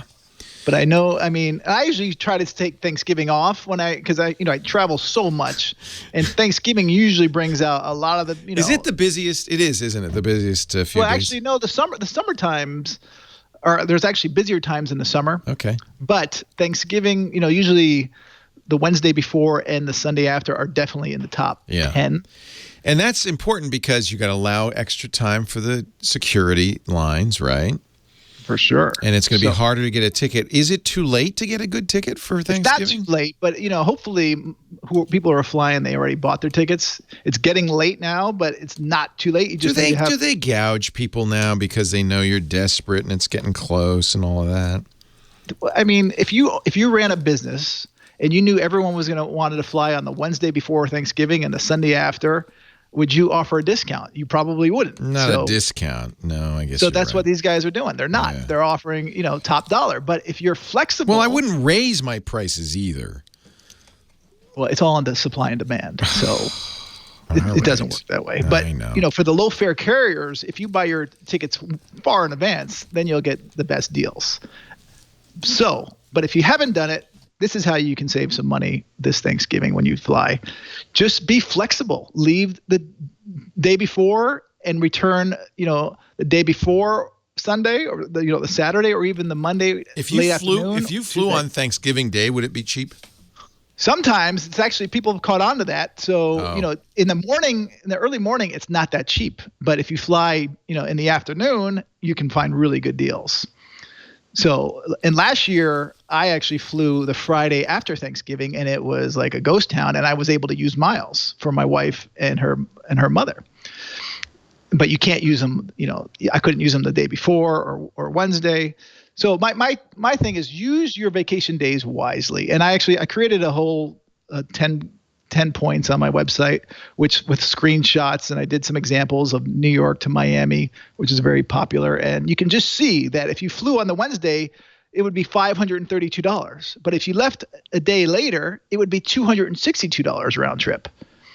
So just by being flexible, you can save serious money. And if you're a family of 4, it might be worth taking the time off. And I know kids are in school and all that stuff, but you have to figure out. But that's why it's cheaper, because people aren't going to fly on a school day. Right. I like to do that. All right. So and I also recommend don't putting in the time of day when you go into these search engines like Expedia or Orbitz or whatever. Don't put in I want to leave at 5 p.m. Just leave it blank anytime, because it will show what's available. If there's an early morning flight, you might be willing to get up early or to take the day off just to save a lot of money. And I also highly recommend alternate airports. We've talked about this before. So let's say you are flying from New York to Miami. Don't just look at Miami. Look at Fort Lauderdale. It's usually a lot cheaper. It's only 25 miles. Every major city has alternate airports. Los Angeles, you don't have to just look at LAX. You can look at Long Beach. You can look at Orange County. San Francisco, you look at Oakland or San Jose. So there's – my favorite's Burbank. Easy in, easy out, great airport, right? Boom, boom, boom. Yeah, but it's usually not cheaper. LAX seems to be the cheapest because there's so much competition. But it all depends where you're traveling to. So that's another consideration. Just made me think, is it all right to use Orbitz and Expedia? I mean, are you going to get the best prices from them, or would they be somewhere better to go? So this is what I do when I book my travel. What do you do, Johnny? Obviously, I go to my website. I have a search tool on there, and it opens up different windows. Right. Including Travelocity and TripAdvisor, all these different sites. So I price them out and also use Google Flights, which is very, very good. And I price it all out and I find out what's the cheapest one. And then I go to that airline directly and I find out if it's the same price. If it is, I'll book directly with the airline. If it's not, then I'll consider the third. Fortunately, shopping around is easier thanks to the internet than it used to be. You really can do all that. Oh, big time. JohnnyJet.com. He's got that thing there that does that thing. And you also have to keep in mind of Southwest Airlines. You cannot find their fares on anyone's site, any third party, except their site. So you have to go to southwest.com. So if they're flying in a market, look at them, especially if you're checking bags, because you'll save money. Since a round trip check bags for two, a round trip is like $120. See, they hide those fees. That's how they get you. Other air carriers. There's all these, like Spirit. Like Spirit charge you for everything. Everything. That's why one of my tips on here is to stay away from the low fare carriers unless you know exactly what you're getting into. If you can fly without checking a bag, even carrying a bag on, they charge. Last minute, some of these guys charge $100 to put a bag in the overhead bin. So you have to know. Can you believe that? Is that horrible? It is. But that way their price online looks low because they know they're going to get you for an extra $100 when you bring your bag. You see New York to Miami's $59 on Spirit. Everyone else is $99. So you're like, I'm going to take Spirit. And then all of a sudden you get hit hard. Unless you can fly practically naked, don't care what seat you have. You got to know what you're doing. If you're going to go the Allegiant, Spirit, Frontier, those low-cost airlines, you got to know what you're doing. But they have a loyal following. That's people who actually know how to fly. They don't care about leg space. Yeah, they figured it out. Wow Airlines is a great example. They fly to Europe so cheap. I just saw a deal right now, $299 or $279 from New York to London. Including all taxes. But you have to go through Iceland. And again, you can't check any bags unless you want to pay some big money. Oh, we used to do that when I was a kid. You'd go Icelandic Airlines.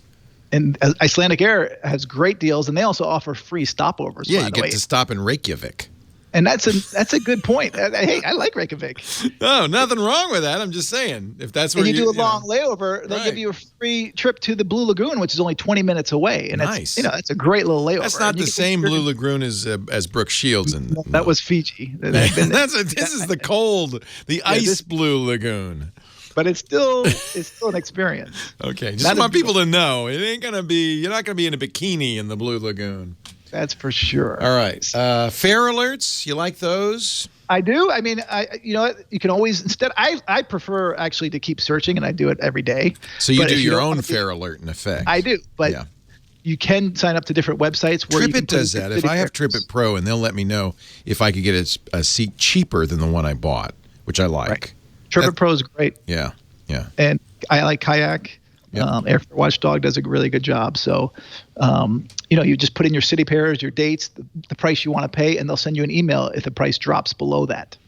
Now, I see here you say use frequent flyers, but every time I try on a holiday, they go, oh, sorry, there's an exception. You can't use them here.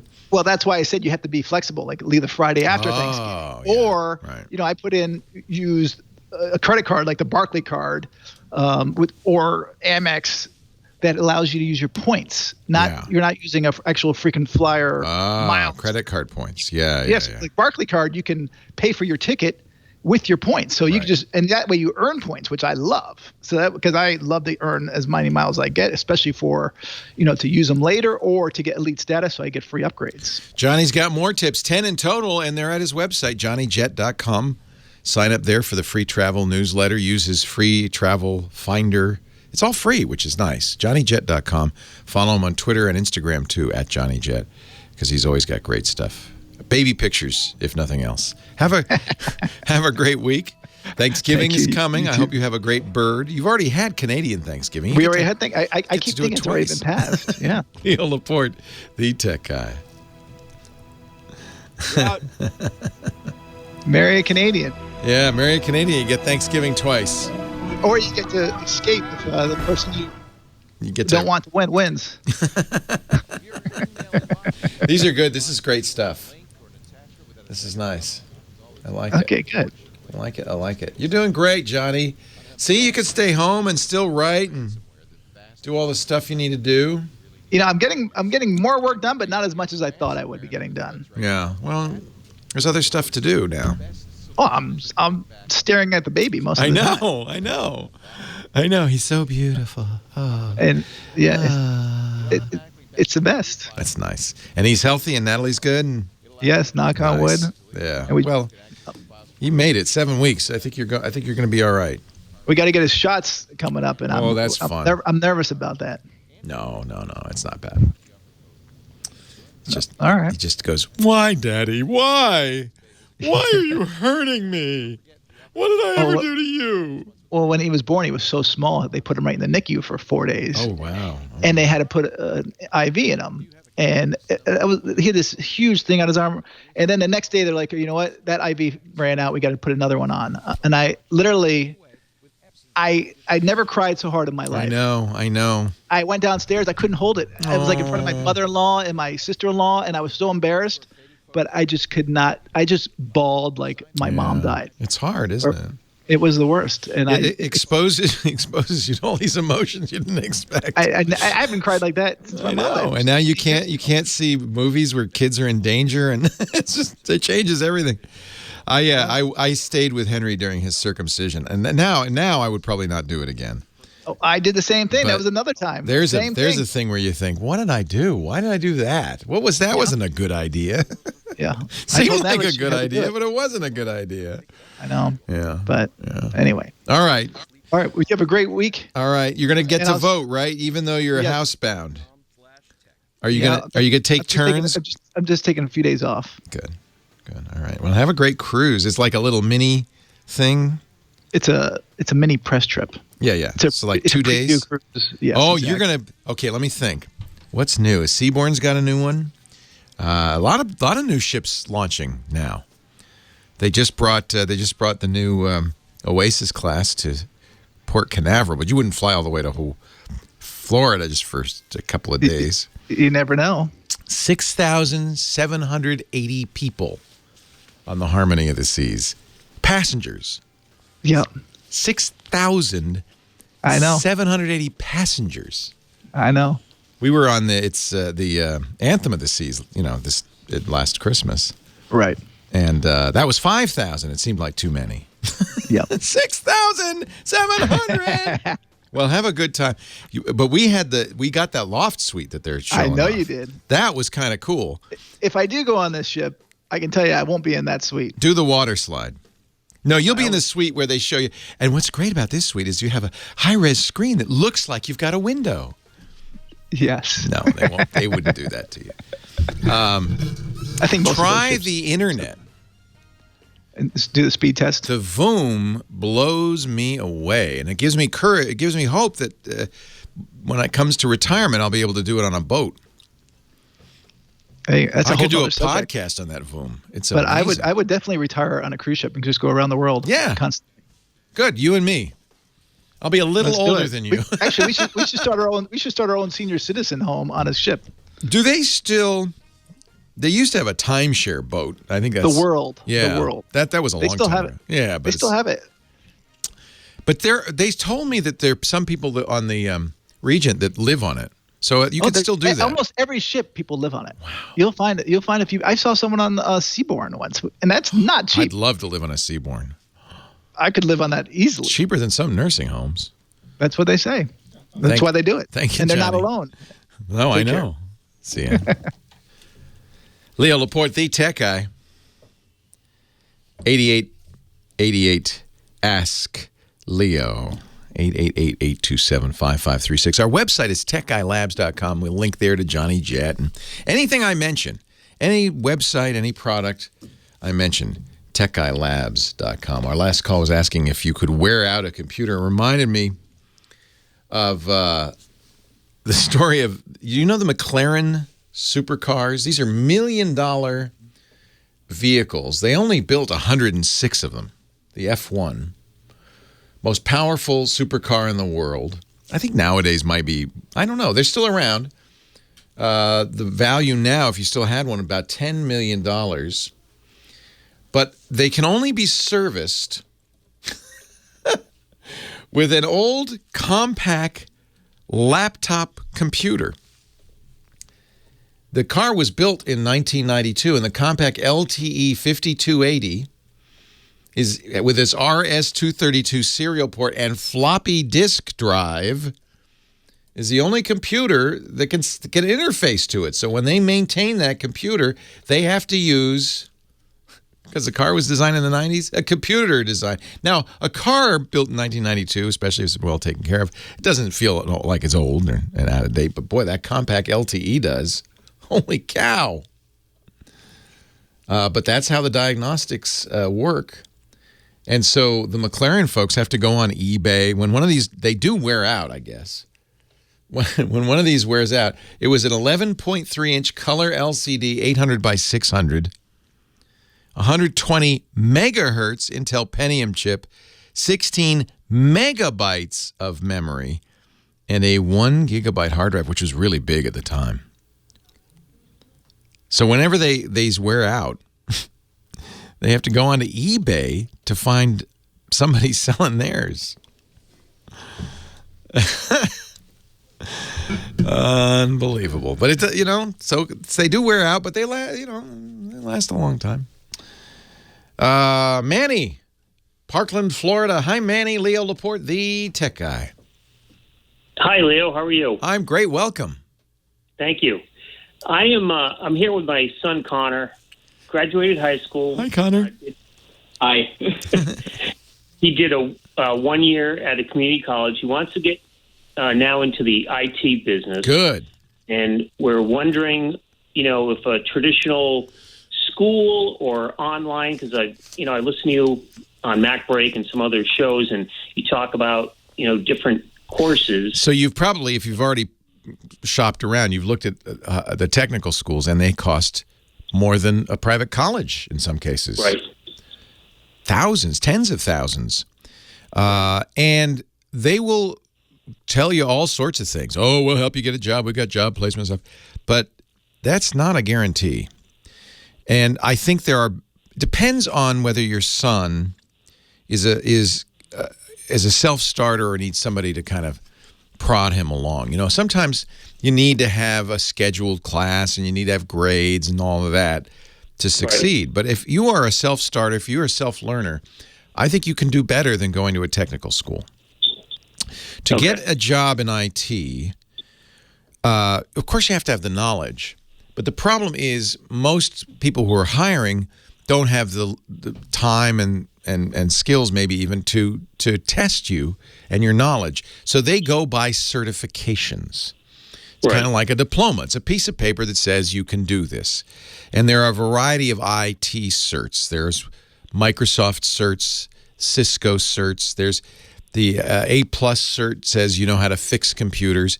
So he should look at the certifications that he wants to get in the areas he likes. And by the way, going to IT, that's a broad term. It could be everything from a certified ethical hacker. Yeah, he likes that one, I think. So that's an actual cert, the CEH cert, because, and by the way, that's an area where there's a lot of hiring going on. Somebody who can do what they call pen testing, or short for penetration testing. Banks hire them. Everybody hires them now to see if their network's secure. So this guy takes classes in hacking skills, and then can go around and help you not be hacked. That's if you were going to pick one area in IT that's a growth area, that's it. But there's lots of them. Network administration, huge. It's just, you should figure out what you like to do. What is it you're going to do better at something you enjoy than something you don't enjoy. Now, you can go get books and self-study. We have a sponsor, and I'm going to give them a big plug here, even though they're a sponsor, because I think this is a great way to learn. It's called IT Pro TV. It's itpro.tv. And what they do is you subscribe. I think it's $50 a month, thereabouts, which is cheap. I mean, even one of those books is $89. Right. And you watch TV, or you watch on your laptop or your tablet, and they have a library, including the Certified Ethical Hacker, the MCSA, the A+, all of the certs, and they're doing more all the time. And if you should go and just take a look, sample it, because you'll get a sense of would this be, it really depends. Is this a good way for you to learn? Some people it's not. Because they'll put it on the Roku and then they'll go have some potato chips and then they'll fire up World of Warcraft, and by the time they're done, they've learned nothing. Right. So right? Is it interactive or is it just... They have a chat room. They have practice exams. They have Q&A sessions that are kind of like study groups. It's not as interactive as a school would be. You're not hanging out with other kids doing that. Right. And there's a lot to be said for that, but it's also very pricey. Mm-hmm. And so you could look at your local community college and maybe supplement something like IT Pro or books with less expensive classes at a community college. But I think the technical schools at this point are not very economical, I guess. I'm trying to say this in a non-prejudicial way. As far as what you get. Yeah, they're very expensive. And I think if you're a self-starter, this is you can learn, everything's online. Right. You could do it for free. Now, the next step is you take the exam and then get the cert. But so the ideal would be you learn everything, you maybe have some computers, you mess with it, you really learn it, but you also learn how to take the exam and what the answers to the questions are, so you can get the cert. And then once you've got the cert, you want to keep building your skills, and you're going to get an entry-level job to start. And ultimately, the cert isn't going to get you that far. It's going to get you in the door. And at that point, it's going to be job experience, references, and how well you do. But boy, I think it's a great area to go into if you have the inclination. And of course, I've been doing this for so long. I meet people all the time who say, "Yeah, I kind of was into it, and I saw your TV show or heard your radio show, and I thought I would like to do this," and they've gotten into it and they love it as a profession. That's great. Yeah. So the cert is, but remember, the cert is not a guarantee of skill. It's a guarantee you took the test and passed it. You want to keep getting you got to get those skills if you're going to do well in this business. You've got to know it. Mm-hmm. Yep. Okay. And as far as getting into that first, a job or trying to get some experience, besides just the normal, venues through applications in Monster or other websites, is it like other schools where they'll have internships or something? That's the technical colleges offer job placement, and a lot of times because there's a heel down the street, there's jobs. People go down and say, okay, I got 10 jobs. Let me hire some of your graduates. So that is the real advantage that you have there. Anything else, you're going to do your own legwork, right? Which I think is fine. In fact, I would prefer to hire somebody who's a go-getter myself, So it's just that first job. Ultimately, it's going to be how good you are. Right. That first, it's the same for any business. The first job's the hardest to get because you got to prove yourself. I would start with IT Pro TV, something like that. Just, see if you can do it on your own. Right. And set yourself a schedule. Say I'm gonna be taking the exam in 6 months. I need to learn this. Find something you really love, and maybe as you learn, you can find a job, a low-paying or even internship job in the area that will help you get those actual chops, which ultimately is what people need. Yeah, correct. Hey, good luck. It's a great area. Great. Yeah. Thanks, guys. Good luck to you. All right. Yeah, but I know so many people work in IT who just love it. And the thing is, I think a job where you learn and you're growing all the time is ideal, right? You want something that's challenging you constantly. And boy, this is a job that's changing every minute, right? Especially if you're in a sysadmin or in security, networking. 8888 Ask Leo. Leo Laporte, the tech guy. You're out. All right. And I am not an expert on this, so I only say what I've learned from friends and listeners and so forth. And anybody in the chat room who wants to weigh in on this too, I'd appreciate your feedback too. You probably know more than I do. How many of you are in IT or tech? Probably a lot of you, right? Certs in Cisco and Windows doubled your salary. That's interesting, yeah. Trick, though, is to prove you can do the job, right? And I think that's the point of the certs in many cases, is that they at least have some idea that you have a certain set of skills, or maybe not. I don't know. Trainable, right? Well, I always hear that, and we've always said that. Hire somebody who's smart, not necessarily skilled. Somebody who can learn. Yeah, see, there you go. How'd you get your first job, though, Sandman? No, I don't think Apple will ever do a touchscreen. Read the latest posting from Horace Didier on a Simco. Actually, it's not the latest posting. Second to last posting. Wherefore art thou, Macintosh? And Horace is really good. But basically, he makes the point that Apple's PC market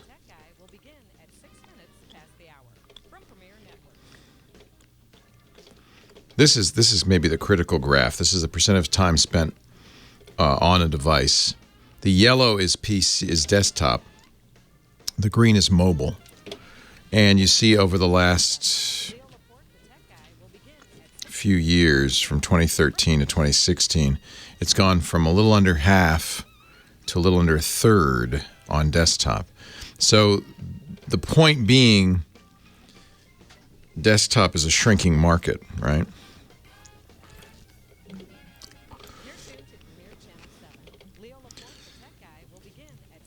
Apple says it's clear he says Apple knows where the puck is going, and not just now. Mobile's been foreseeable as a disruption to computing a decade ago, at least to some of us.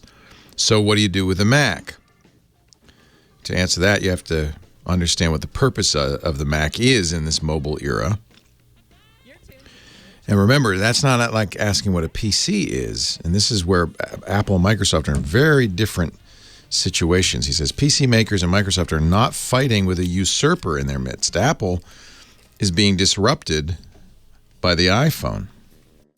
He says the Mac is not treated disparagingly. It deserves and gets respect. It's preserved, but with limited responsibilities.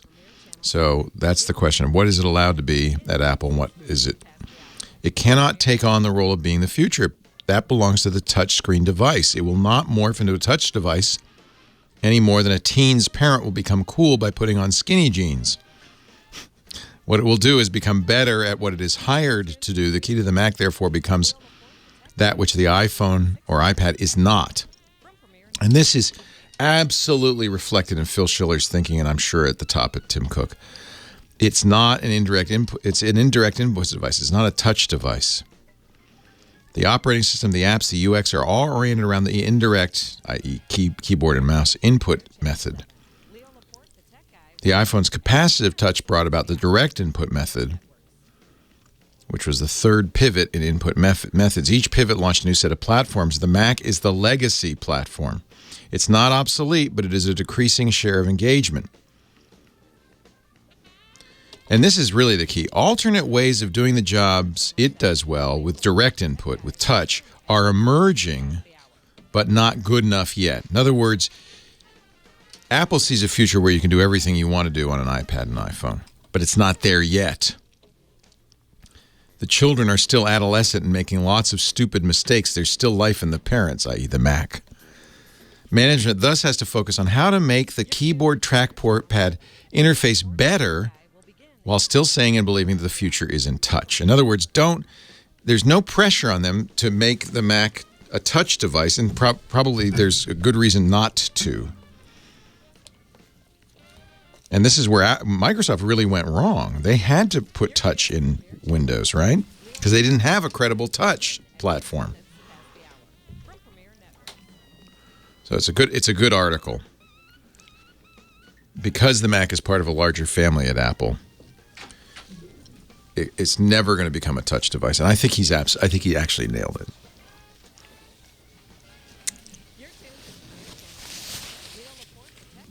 The Mac is essentially a legacy. Desktop computing for Apple is a legacy that they want to continue, but eventually will be superseded. Well, hey. Welcome. Leo Laporte here, the tech guy. Time to talk computers, the internet, home theater, digital photography, smartphones, smart watches, anything with a chip in it. 8888 Ask Leo. Virtual reality, smart cars, self-driving cars, anything with a chip in it. 8888 Ask Leo. That's my phone number. The website, techguylabs.com. Beth in Studio Cities next. Hi, Beth. Leo Laporte. Hi, Leo. Welcome. So my question is, I purchased Microsoft OneDrive so I could back up all my files and pictures on the cloud. And now I'm on my yoga, my Lenovo Yoga. How do you like that, by the way? I love it. I heard you talking earlier about it. I really like it. Yeah. A lot. Nice, very nice system, I think. Yeah, I agree. But anyway, so now I've got 2 copies of, or maybe even 3 copies of OneDrive on my Yoga, and I'm afraid to delete one of them for fear it's going to be the one on the cloud. No, you can delete them all if you mean you have 2 copies of the data? Yes, like all my pictures are on my Yoga. So you have a OneDrive folder that reflects what's on the OneDrive. Mm-hmm. You also have a local folder, which is just the same thing. It just happens to be the same thing because that's your local copy of your photos. What you've done is you've set up OneDrive to synchronize with your with your hard drive, right? Yeah. Yeah. So what it did is, and did you have another computer at some point? Yes, I did. But it's been a few years. So the one thing you don't want to delete is the folder that's synchronized with the cloud, the OneDrive folder, because that will be a signal to OneDrive to delete it on the cloud as well. Okay, so how do I know which one is? I know it's not funny. Even the mic. No, I shouldn't laugh. So that's a good question, and you know what? I should look at. Let me look at my Surface and see. If you write, you should be able to look at a folder or examine a folder and know if it's being synchronized or not. So what you could safely delete is your non-synchronized local folder. That's just an extra copy. Are you running out of space? Yes. Yeah, so that's why you want to do this. Yes. Let me look. Actually, let me ask the chat room too to look, because there are probably people sitting in the chat room who are using OneDrive this way. I don't use OneDrive for backup, so I'm not exactly sure what it would look like. If you use Dropbox, for instance, for backup, the drive will be called the Dropbox drive, and that helps because then you understand. Oh, that's the synchronized drive. Mm-hmm.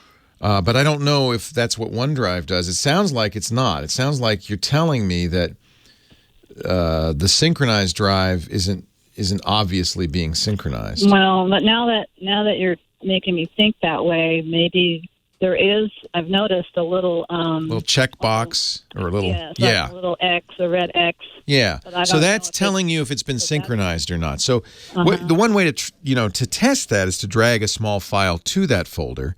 And that icon should change. The green check means, it's been synchronized. And then it will change to some other icon saying, oh, no, I'm synchronizing it. Mm-hmm. Right. So that folder, one thing you can go into let me think. You don't want to turn off synchronization because you like this, right? This is your backup. Yes. I hate for you to delete your local files, but if you have identical files in a synchronized folder, one with that checkbox, and a folder that's not synchronized, you can delete the folder that's not synchronized. Right. But I need to make sure those folders are in the synchronized. Yeah, you don't want to send a signal to OneDrive saying, I know. Delete this. Mm-hmm. Right. I guess one way to do this, but this shouldn't be so complicated. One way to do this would be to get everything from OneDrive, merge all the folders into a single folder, then tell that folder to synchronize to OneDrive, and don't do anything local ever again. Oh, I know. Yeah. Well, it's mostly my photographs, so. Yeah, well, here's what I would really do. And get a external drive, a USB key or an external drive, and copy everything to that, and then unplug it. So now you have a backup. Okay. So back it up. Back it up locally. And then you can start messing around. Yeah, that's probably the safest way. Yeah. And then one way to mess around would be just to turn off OneDrive synchronization. Mm-hmm. In fact, I think you could do that safely now, but again, I want you to have a backup before you do this. But if you turn off OneDrive synchronization, you can do that in the taskbar and say, don't synchronize anymore. Okay. Now you have a copy on the OneDrive, on the cloud of everything. Mm-hmm. You have a copy or two or three locally. Yeah. You've also got a copy on an external drive. Mm-hmm. And at this point, what I would probably do is... So you disable synchronization, and then you can delete everything locally because you have it on your... I hate to do that too. What we want to do is make the OneDrive, the cloud, have everything. Right. One copy and exactly one copy of everything. Mm-hmm. And then delete everything locally and have that one copy synchronize. And make sure now when you put new photos on that you put them in that synchronized folder. Mm-hmm. That way you'll have one copy of everything locally and one copy of everything on OneDrive. Right. What you don't want to get is in a situation at any point, and this is why I stopped what I was about to tell you, where you have one copy of anything. Because then you could run the risk of losing data, right? You don't have a backup. So what I was going to suggest is that you delete everything on your internal hard drive because you've got a backup of it on the external. Mm-hmm. But some of the things on that external may not be duplicated on OneDrive, so those could be a single copy, and that's risky, so I don't want you to do that. Okay. Do you know what I'm saying? I do, but I'm still kind of thinking about how do I get... Well, look in your OneDrive settings, see which folders you're synchronizing. Yeah. And what you want to do is get those folders synchronized with your local only folders. You can do that with, I would use Second Copy. That's a file synchronizing program. SyncToy from Microsoft is free. It does the same thing. Point it at those two folders and would say anything that's not in the OneDrive folder, put there, right? Once that's done and then OneDrive's synced, now you have two copies of all your photos, one in the cloud, one on your computer, and you can delete the non-OneDrive folders. Right. Okay. Does that make sense? Yes. I think that's the solution. Okay. This is why it's complicated, right? It is. And it's why I don't usually recommend these kinds of solutions for backup, because they're not really they kind of have that ancillary effect, but it's not their primary intent. The primary intent of OneDrive is to have stuff in the cloud so you can work on it anywhere. It's not really supposed to be a backup solution. And it's that synchronization that makes it confusing because you're not sure, do I have a copy? Right. What do I got? Right. Yeah. So, well, maybe I need to go to my husband's Carbonite account and just let Carbonite do it. Everything over there, right? But you've been using OneDrive on multiple computers? No. Okay. I didn't use it until I got after I had the lunch yoga. Okay. So get Microsoft. Just Google SyncToy. It's free from Microsoft. Get it from Microsoft only. Synchronize your OneDrive folder with those other folders, and then make sure once it's backed up to OneDrive, you can delete those other folders. The local folders only. Okay. Okay? All right. Good luck. Okay. And still make a backup just in case. Yeah. Because it's easy enough to make a mistake. One doesn't. You don't want to lose your pictures. They're too valuable. Leo Laporte, the tech guy. More calls right after this. That was a puzzle, huh? You're out. That's why we recommend Carbonite.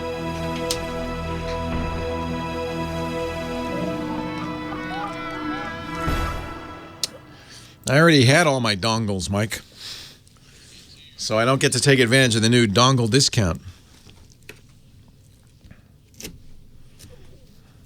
You know, Apple may say, oh, you know, everybody's happy with the new MacBooks, but the fact that they offered a discount, to me,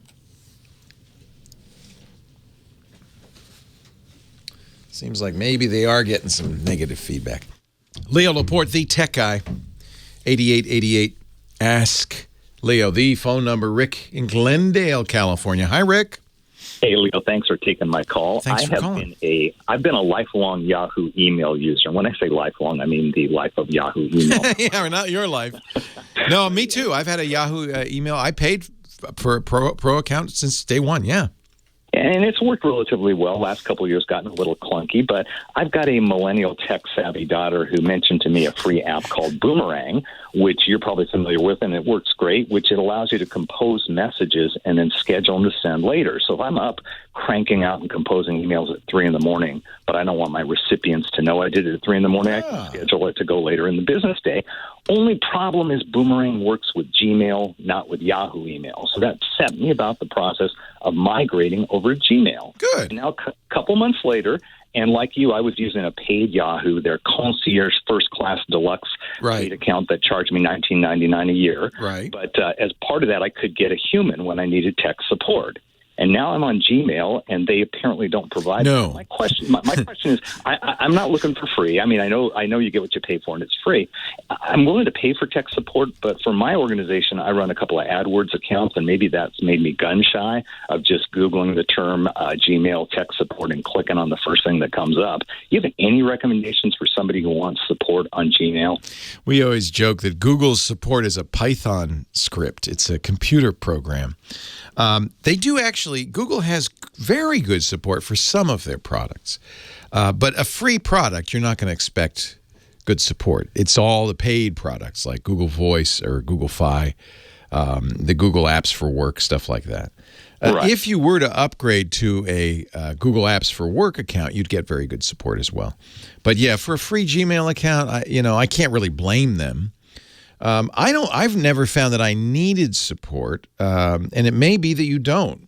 What kinds of things do you expect for support? I mean, is it under Yahoo and like you, I've got a work domain. I could I don't know what you call it, an alias or whatever, but I can send an outgoing mail and have it appear though it's coming from my work domain. Yeah, Google will do that as well. Yeah, it will. It will. I know it will, and now it's broken. It won't work. And I could test it because I go straight from the Gmail account, and it sends fine. But if I put it from that kind of spoof thing, and the really sad thing is I don't get an error message. It looks like it was sent, and it's in my sent box as though it was sent, but I talked to people I sent to, and they didn't get it. So something's broke. It's a setting issue, and it's just where I need support from. Yeah, you'd like some support. Yeah. Do they? I don't know what the answer is. They're famous for not really providing great support. I'll tell you what. I use other services for my primary email. For instance, Fastmail, which is an Australian company, fastmail.com, and they provide good support. I think you're going to have to pay for email if you want good support, basically. And I'm not adverse to that. I'm just trying to find maybe the best deal in terms of paying. Yeah. I don't want to, most of the people who use Gmail. I mean, there is a number. Have you tried calling it or? No, I haven't even found a number. You're saying there's a number out there somewhere for Gmail? I thought there was. Well, I'll check your chat room to see if somebody. Yeah, somebody's saying in the chat room 855. Now Max, is this really it? I don't want to give out a phone number that's not really Google's support. I don't want you calling somebody saying, "Hey, are you Google?" No, it's Sally. What do you want?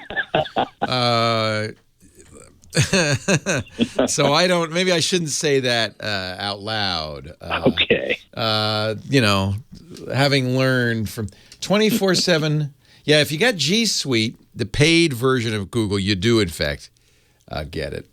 But okay, well, I'll look into that. I mean, again, I'm not adverse to paying for something, even for email. You just don't know, how much we're talking about paying. It was really nice with Yahoo. It was $20 a year for pre-existing customers. I think it's up to $50 a year, and I could even do that with no problem. But I don't want to, get out.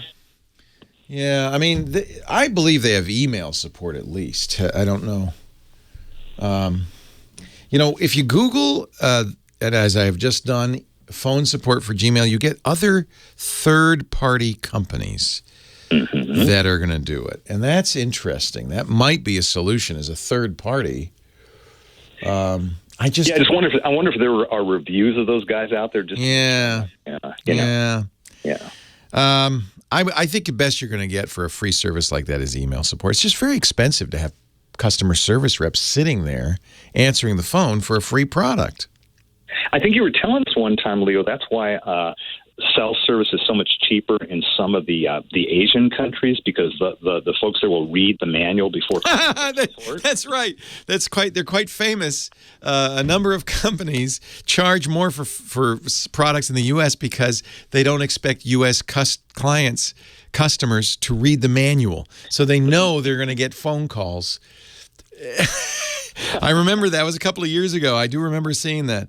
Golly, the other thing is, of course, to go to the forums, and a lot of times people get support from each other better than they ever get from a company, even if the company has customer service reps and support. So I would go look at the Google forums and try posting there with that particular question. I don't know the answer to that question.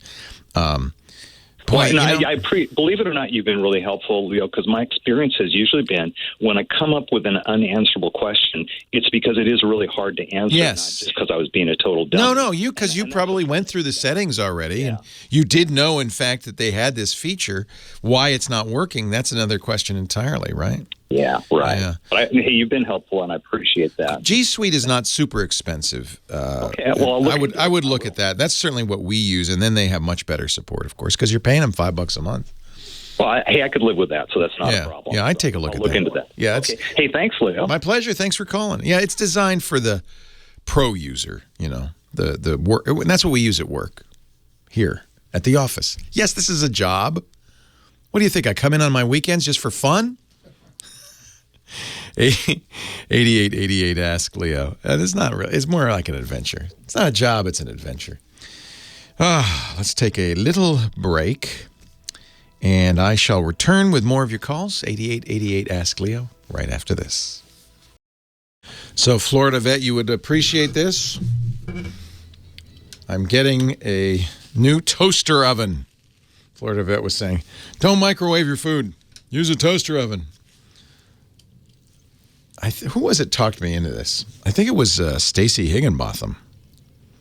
The world's most expensive toaster oven. But like you can use your iPhone and crazy, man. But we use our toaster oven all the time, so I'm sure it does convection. 8888 Ask Leo. The Gizwiz, Dick DeBartolo, coming up with a gadget of the week in just a bit. But first, Sean in Houston, Texas. Hello, Sean. Hi. Hey. How you doing? I'm well. How are you? I'm doing well. So what I actually have is not so much like an answer to try and fix something, but more of an explanation. Okay. On, I guess, what I'm seeing on my Sophos UTM. So actually, it was you and Steve Gibson that got me sort of pushed into the whole trying to learn security type stuff. Yeah. So I set up the Sophos UTM in my apartment just for giggles. UTM stands for Unified Threat Management. And the idea is it's kind of like a router, but it's got all sorts of sophisticated technology to keep people out of your network, basically. And you said, what kind? Socialist? No, that's Sophos. Oh, Sophos I've heard of. Yeah. Socialist, I never heard of that one. Sophos is great. Yeah. I like their stuff. And did you set up the hardware yourself, or are you using one of their appliances? I'm using like an old Dell system. Yeah. Sophos acquired Astaro, and Astaro for years had allowed you to download their software. It was for free. It was open source and put it on any hardware. And I guess Sophos is continuing that model, which I think is great. So what would you like to know? Okay. So every once in a while when I'm bored at work, I'll look at the network protection thing, and basically it shows a lot of the dropped sources and all that fun stuff. Yeah. And what I noticed was it was dropping some packets from localhost, and this supposed localhost was from Vietnam. How could a local host be from Vietnam? Yeah, and that's a foreign host. Because I know that local hosts shouldn't be routed through the internet, and I was like, well, is that maybe something weird with the Sophos UTM, or is that maybe some spoofed packets that were being dropped? And I just thought, what was your thought on that? Yeah. Boy, you got me. So local host usually means your own system, and it has its own special address, which is 127.0.0.1. or sometimes we call it Home Sweet Home. In fact, there's a great Geek t-shirt that says, there's no place like 127.0.0.1. So the local host, the idea is if you had a server running on your system, you could open a browser and instead of typing yahoo.com, type localhost, and it would go to whatever server is on your system. If you didn't specify a port number, it would just go to port 80, but you could say localhost, say, :8080. It would check for a server running on your system on port 8080. So you're right. That's what a local host is. A local host can't originate in Vietnam because unless you're in Vietnam. Oh, yeah, definitely not. So I would look at that log a little more closely and maybe see if, one possibility is you have a server on your system that is having a conversation with Vietnam. We wouldn't want that, would we? No. Yeah. Does it say what port? Does it say what port it's on? Yes, actually, it says that it's 23, so that'd be Telnet, and I know that I have country block turned on. Okay, so this is anything from this is a very one of the reasons you run a UTM is exactly for this. So Telnet allows somebody to log into your computer remotely. And in fact, you may remember 2 weeks ago we had a giant DDoS attack. The internet was slowed down by people who were attacking, and they were using cameras and DVRs manufactured in China by a company called Chiang Mai. And Chiang Mai made one small error. They put a Telnet server on the camera and the DVR, and the password on the server was hardwired in and well known. If you knew the password, you could log into any Chiang Mai camera or DVR. That's not good. And in fact, that's how the Mirai virus worked. It would surf the net looking for Telnet servers and try the several default passwords. It actually had a database of default passwords in it until it got logged in. And if it was able to log into a camera or a DVR, it would take it over, put malware on it. So do you run a Telnet server? No, actually, I have Telnet turned off. Good. Yeah. So I had SSH turned on at one point just for giggles. Yeah, no one should ever use Telnet because it's unsecured. SSH is a secure replacement for Telnet. I'll tell you, any computer that's on the internet is constantly getting banged on port 23 and port 443 on the SSH ports. And I'll tell you, if I look at my logs, I see constant attempts to log onto a non-existent server. So I suspect what you're looking at. Oh, wait a minute. Here's something. Boy, that chat room is smart. So you ever hear of Shodan? Actually, yes, I have heard of Shodan. So Shodan blog. This is really interesting, and I think this is what's going on here. The country of Vietnam resolves to localhost. This is from February of last year. This is a bizarre case of the largest ISP in a country setting up their network in a way where every customer's IP resolves back to localhost. What the? What the what? What the what? Now, you would have to be in Vietnam for this to happen, I think. Shodan is a really interesting site where you can, some might say it's kind of designed for malware authors, but the idea is you can search for the Internet of Things and see what's going on out there and see if you can search for IP addresses and look for exploits on the IP addresses. Very powerful, very useful. Maybe that's related. Who's your ISP? It's just Comcast. Yeah. I don't think Comcast would do this. Largest ISP in the country.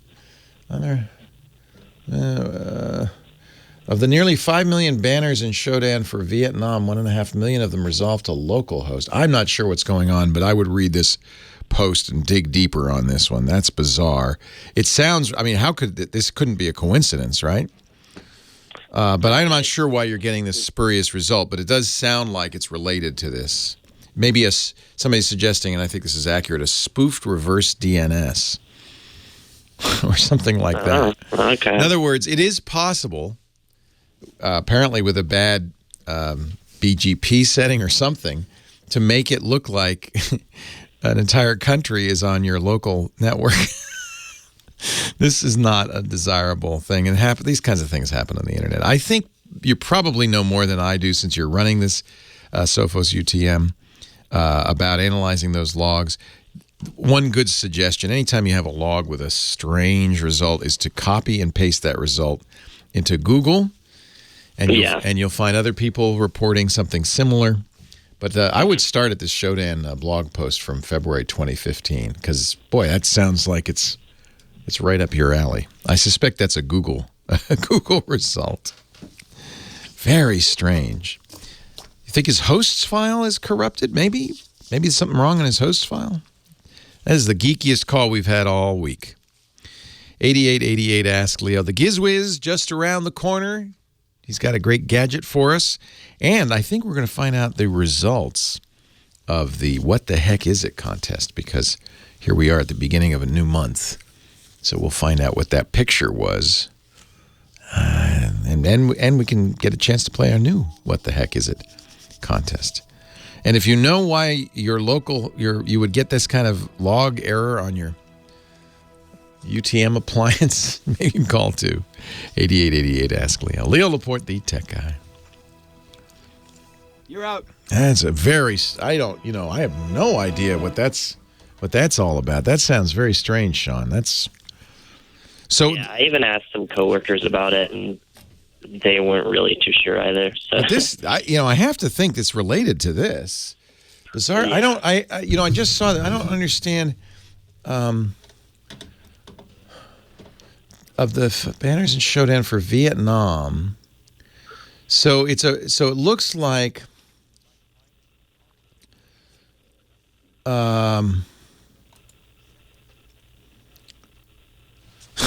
look at this, countrywide local host. So this is a misconfigured reverse DNS, I think. So that would be, my guess is what you're seeing is, I got an idea. So the log is recording that somebody from Vietnam is attempting access on port 23 on Telnet. What the log did as a convenience is it reverse DNS'd it, right? Trying to find, and I bet you this appliance does that. It'll say, well, can we find a country or a locale or whatever? Let's do a reverse DNS on this IP address. So it did. And it came up as localhost because this Vietnamese ISP is a bozo.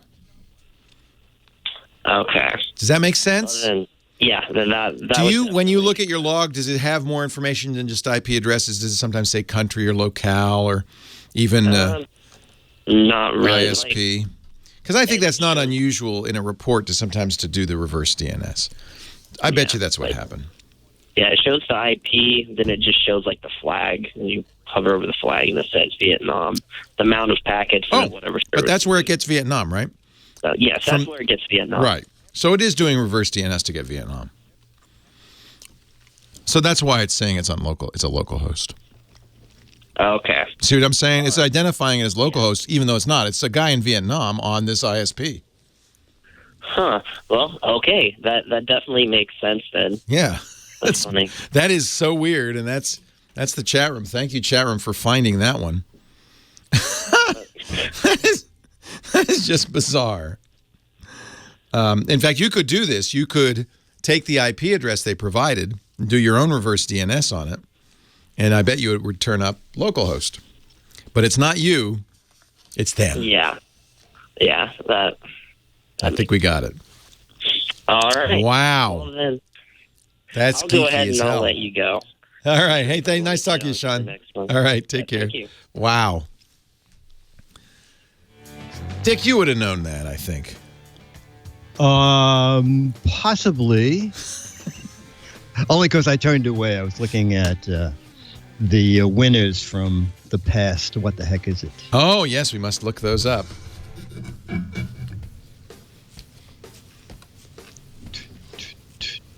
Has Myra been by lately? Myra is sitting right here.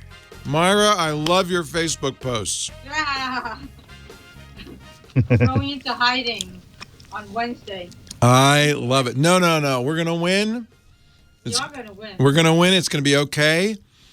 Admittedly, there's a few people that are going to run and get their muskets. Yes. Wow. I know. I'm freaking out. No, Myra, you're great. Myra is my kind of fiery left-wing zealot. My latest favorite name to pull from.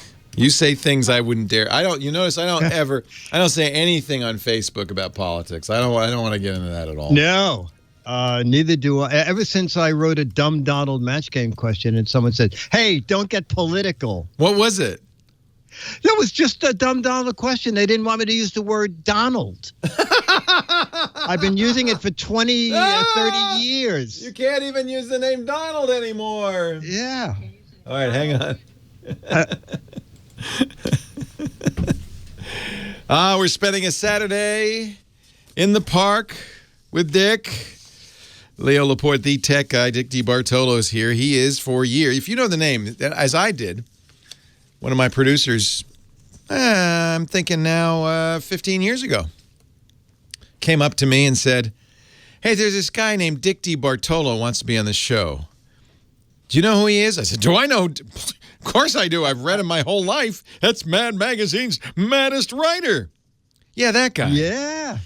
I asked to come to the studio just to see the show. I said, "Get him on." Yeah, exactly. It was great. He is great. He's not only the funniest guy I know, but he's also a crazy gadget hound. And each week he joins us with another gadget. That's why we call him the Gizwiz. He's a gizmo guy. A gizmo guy. Leo, I don't know. Do you remember the name Panono, the camera? Panono. Leo, It's not a good name for a camera. Leo, can I take a picture of you with my Panono?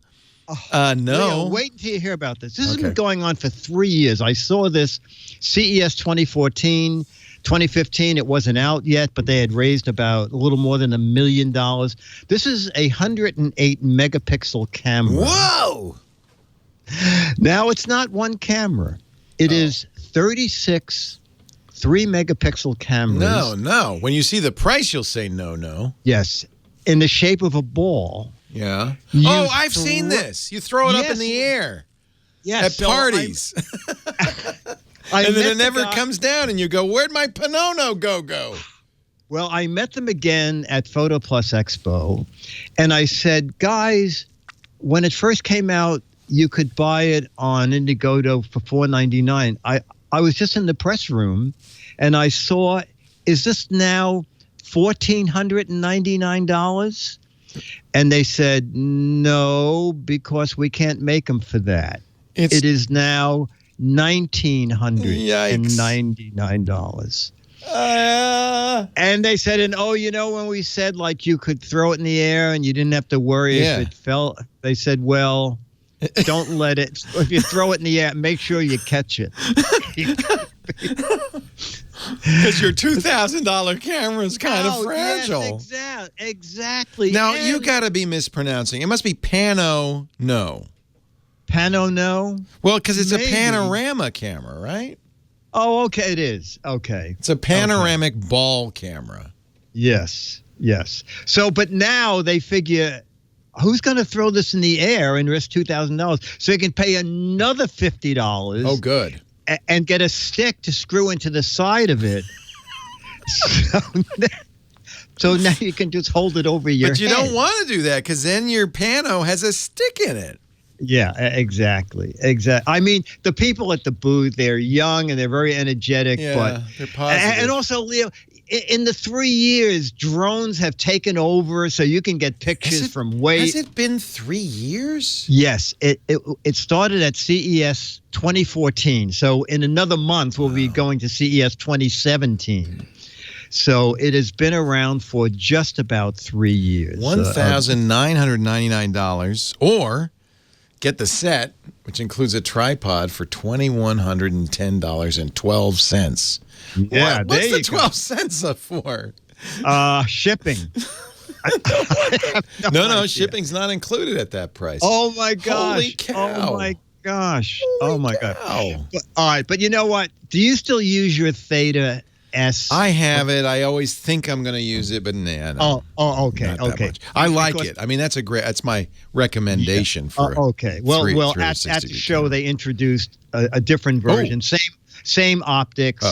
They took out the streaming and knocked $50 off it. See, that the one I have is $350, so I guess it'd be about $300. That's a much better choice, I think, than a $2,000 camera that could break when you throw it in the air. And the Ricoh you just hold in your hand like a person. Yeah. I used it quite a bit on a year ago on my trip. I keep thinking about bringing it out, and I just, I forget. But it's pretty nice. The only issue I have with it is resolution, and I'm sure this, because it has so many cameras, has a much higher resolution image coming out of it. And they mentioned that, Lufthansa and BMW, Universal Studios use it. So it's kind of a professional grade. Yeah, and it's stills only, so you can't do video. Yeah. And also, when you throw it in the air, you have to throw it straight up. Otherwise, it's going to be blurry, and it won't take a picture because it knows it's not going to be good. Do not throw your Panono in the air. If you have two Panonos, that's a panini, and it's making me hungry. Yeah. Oh, yeah. So you could microwave that, but not on high. Not on high. Yeah, I mean, it looks a little like Nokia's Osmo or Ozo camera, and that's $60,000. So really, it's quite a deal. Oh, this is a bargain. It's a bargain. Yeah. Bargain at 1/30th the price. You'll find Dick at Gizwiz.biz. Usually he's got, well, let's face it, cheaper and junkier gadgets than this. Yeah. Maybe not junkier, just cheaper. Yeah, cheaper. Gizwiz.biz. If you go there, you can click the Gizwiz Visits the Tech Guy, and you can get notes on where to buy this fine Panono and more about the Theta, I see. And if you go down the row a little bit and you click What the Heck Is It, you can play the What the Heck Is It contest. Now, he's got a new pink gadget of some kind. It looks like something that maybe they would use. Oh, I know what this is. When you want to get your tongue pierced, you put your tongue in there and it holds it in place, right? It's a tongue piercer. Well, yeah, gosh. I'll have to get something else to put up there. What was this one? I don't even want to say what I thought this one was. Oh, this is a good idea. It's a great idea. Last month's, What the Heck Is It? It is a gadget. If the bowl breaks off and the little metal piece is stuck in there, you stick this in there, press on the handles, which pushes the rubber little gaskets against it, and then you can unscrew it. Yeah. And if there's shards of glass left from the bowl, that little plastic sleeve protects your hands. This is everybody's had that happen once or twice. A bulb breaks. That's the thing. You buy it. I bought one and keep praying that a bulb will break. Well, you know what? Now that they've got LED bulbs, I think there's not going to be a whole lot of market for this. Yeah, exactly. I saw the other day, and we've talked about LED bulbs since they were $100. Yes. C. Crane Company was selling them. Yes. And I remember Bob Crane of C. Crane saying, someday these will be affordable. I just saw an ad for $2 LED bulbs. $2. That might be with a rebate from your local utility, but still, we've come a long way, baby. Absolutely. Yeah, everybody should. And someone in the chat room has pointed out, as did someone who won the contest, you can get a broken bulb out by using a potato. Okay. Oh, well. A piece of potato, stick it in the socket. Look at all these people. I got 5 guys in the studio watching the show, and they're all nodding. Like everybody knows that. You just use a broken potato. Do you cut the potato in half? No, I don't know, but you know what? Every time I've been on the show there, I keep thinking I smell French fries. I think that they forget to maybe that's it. These are all the potato out of guys. The sockets. Yeah. Gizwiz.biz. Play the What the Heck Is It contest. It's fun. It's not, you get an autographed copy of Mad Magazine for the best wrong answer, or for the few of you that can figure it out, get the right answer. Gizwiz.biz. Dick also does a great podcast, Gizwiz.tv, if you want to get the Gizwiz podcast. Perfect. Yes. Dickie D, always a pleasure. And I'm now going to use a potato instead of this gadget, the Ease Out Broken Remover from Alden. Broken glass remover. Yeah. Wow. All right, Pally. I'll see you it's next $9 week. on Amazon. Yeah, and shipping. I had to pay. I couldn't find one. I had to go buy another one in case someone said, "Let me see that work." And you can't have it for dinner. No, you cannot. Thank you, Dickie D. Okay, buddy. See you next week. We are out of time. Thanks so much to Michael Cozio, for our musical director, to Heather Hammond, our phone ranger. Thanks to you for joining me. We'll be back again next time, and I hope you will too. And if you're not, we'll have a great Geek Week. I'm Leo Laporte, the Tech Guy. Take care. Well, that's it for the Tech Guy Show for today. Thank you so much for being here. And don't forget, it's just the tip of the iceberg. We do nearly 30 shows on the Netcast network. It's called TWIT, T-W-I-T. It stands for This Week in Tech, and you'll find it at twit.tv, including the podcasts for this show. We talk about Windows on Windows Weekly, Macintosh on Mac Break Weekly, iPads, iPhones, Apple Watches on iOS Today, security on Security Now. I mean, I can go on and on and on. You even get your daily dose of tech news with Tech News Today. And, of course, the big show every Sunday afternoon, This Week in Tech. You'll find it all at twit.tv. And I'll be back next week with another great Tech Guys show. Thanks for joining me. We'll see you next time.